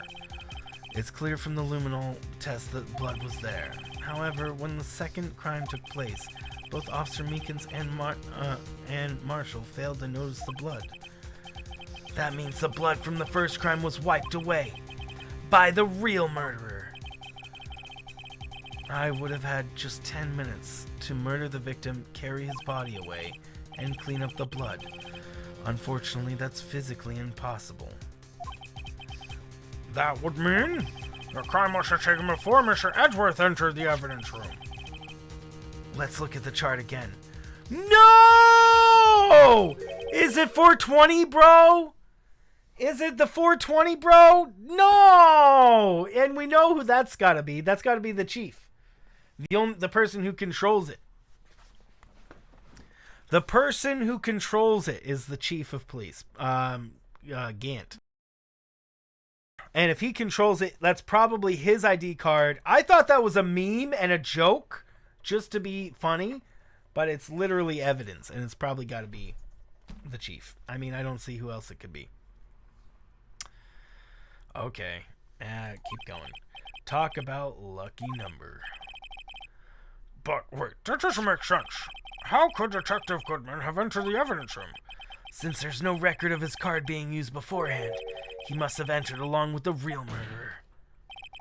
That's the only plausible explanation. He went in with 7 sevens.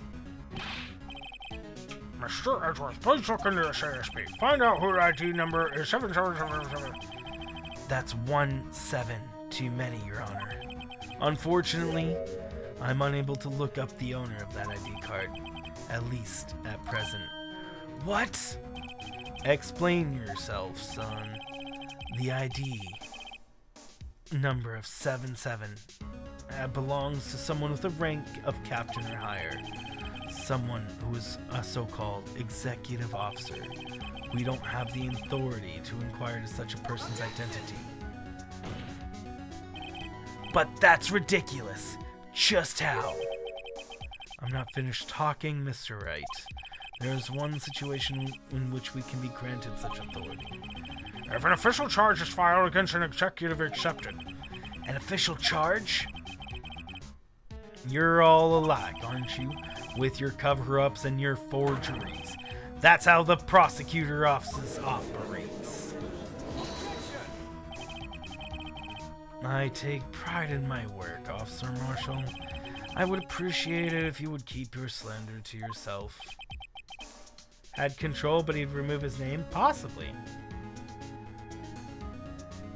I don't know. I don't know if you could do that, though. I don't know if it would be possible to do that. Slander, is it? let me ask a question. Yes? No, not to you. To her. The defendant sitting over there. Your own little executive. Lana? Don't be stupid. She's been charged with murder. Of course we've looked up on her ID number, and it's not 77. Don't play me for a fool, partner. That's not what I wanted to ask. All I want to know is one thing about that incident. The Uncle 9 incident. Answer me this, Chief Prosecutor. In that trial 2 years ago, did you really only use legitimate evidence?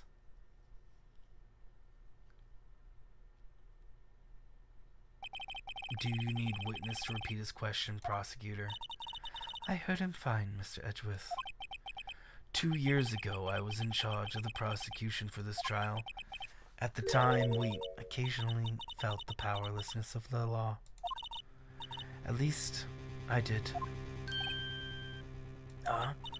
Lana! I became a prosecutor in order to suppress crime with the law. But before I realized it, we were the only ones being suppressed by the law. Defendant, what are you saying? I'll ask you again, Chief Prosecutor. During that trial 2 years ago, did you really present all the evidence in court? Can you look me, an investigator in that crime, in the eye and say that you did? Chief Prosecutor, you didn't. I don't have to, Officer Marshall. Why won't you answer him? Drastic crimes require drastic measures. That's just the way it is. We did what we had to in order for him to get the verdict he deserved. But Lana! Even if it involved forging evidence.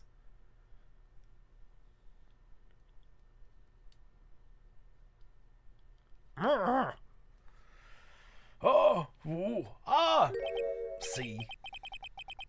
That's what I'm talking about. No! Order! Order! Order!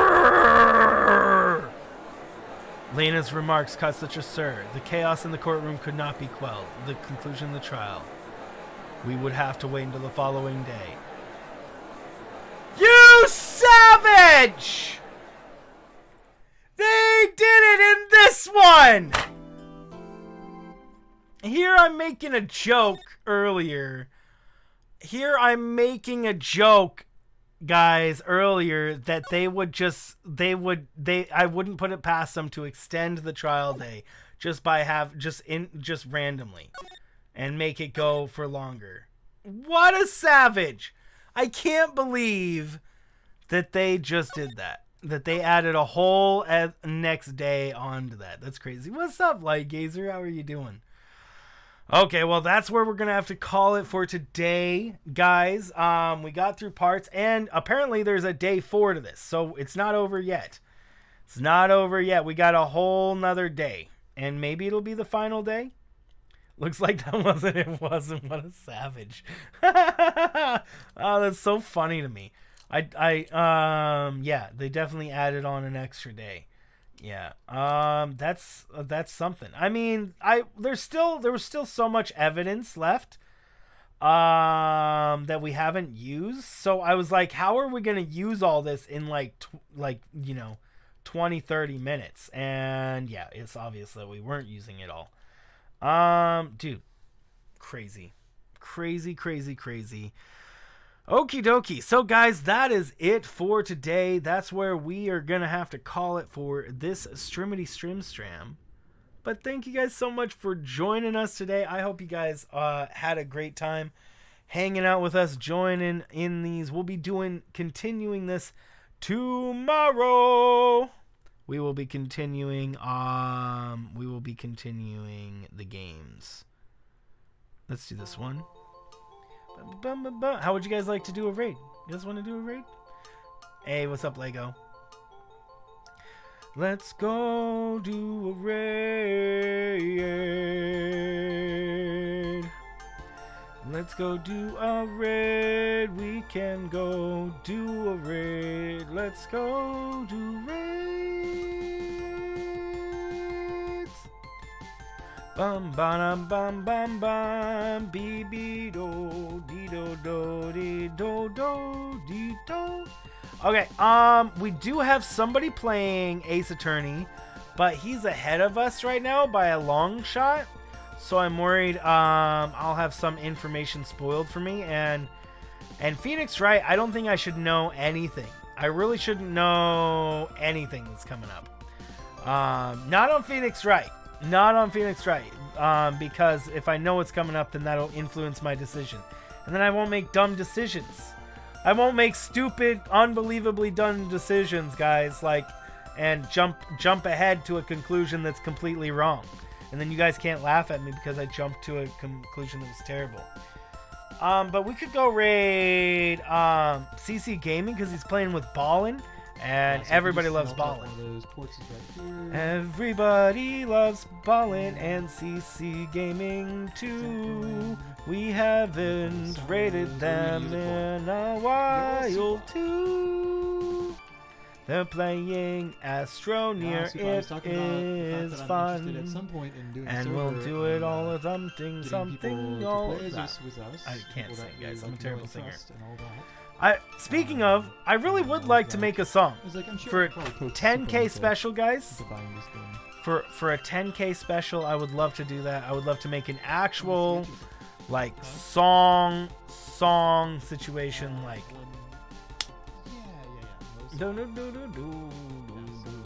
a full-on song mix situation here. Bro, like full-on song. I don't know how to go about doing that, but I want to. So we're gonna go raid CC Gaming today. He's playing with Ball and Chain, which is somebody who we know. I'll probably be lurking these peeps while I am hanging out. And thanks so much for joining. Let's go do a raid over here. Bumbo hashtag kink raid over to CC Gaming.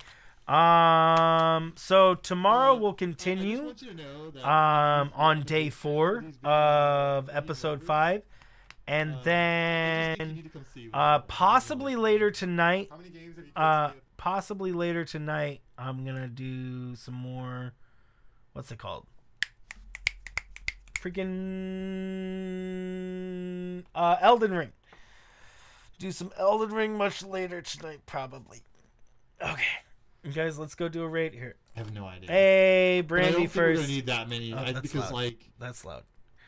Brandy first. There's Tiger. I'm gonna do a me raid in there. Basically. Thank you guys so much for joining. There's Sims. Yo, are we getting raided by King? Aren't you guys? Huge shout out to Owlero again, bro. Thank you, bro. It really means a lot. Thank you guys for hanging out. Thank you guys for joining and being a part of it. I will be seeing you guys either later tonight, like late tonight, or tomorrow for some more Phoenix Wright. Should be fun. Patrick, there's Francis. You guys are amazing. Aren't you guys? Okay. I will see you guys then. Until then, stay amazing. Oh, you know what we could do? I mean, really, this is all we need at the moment.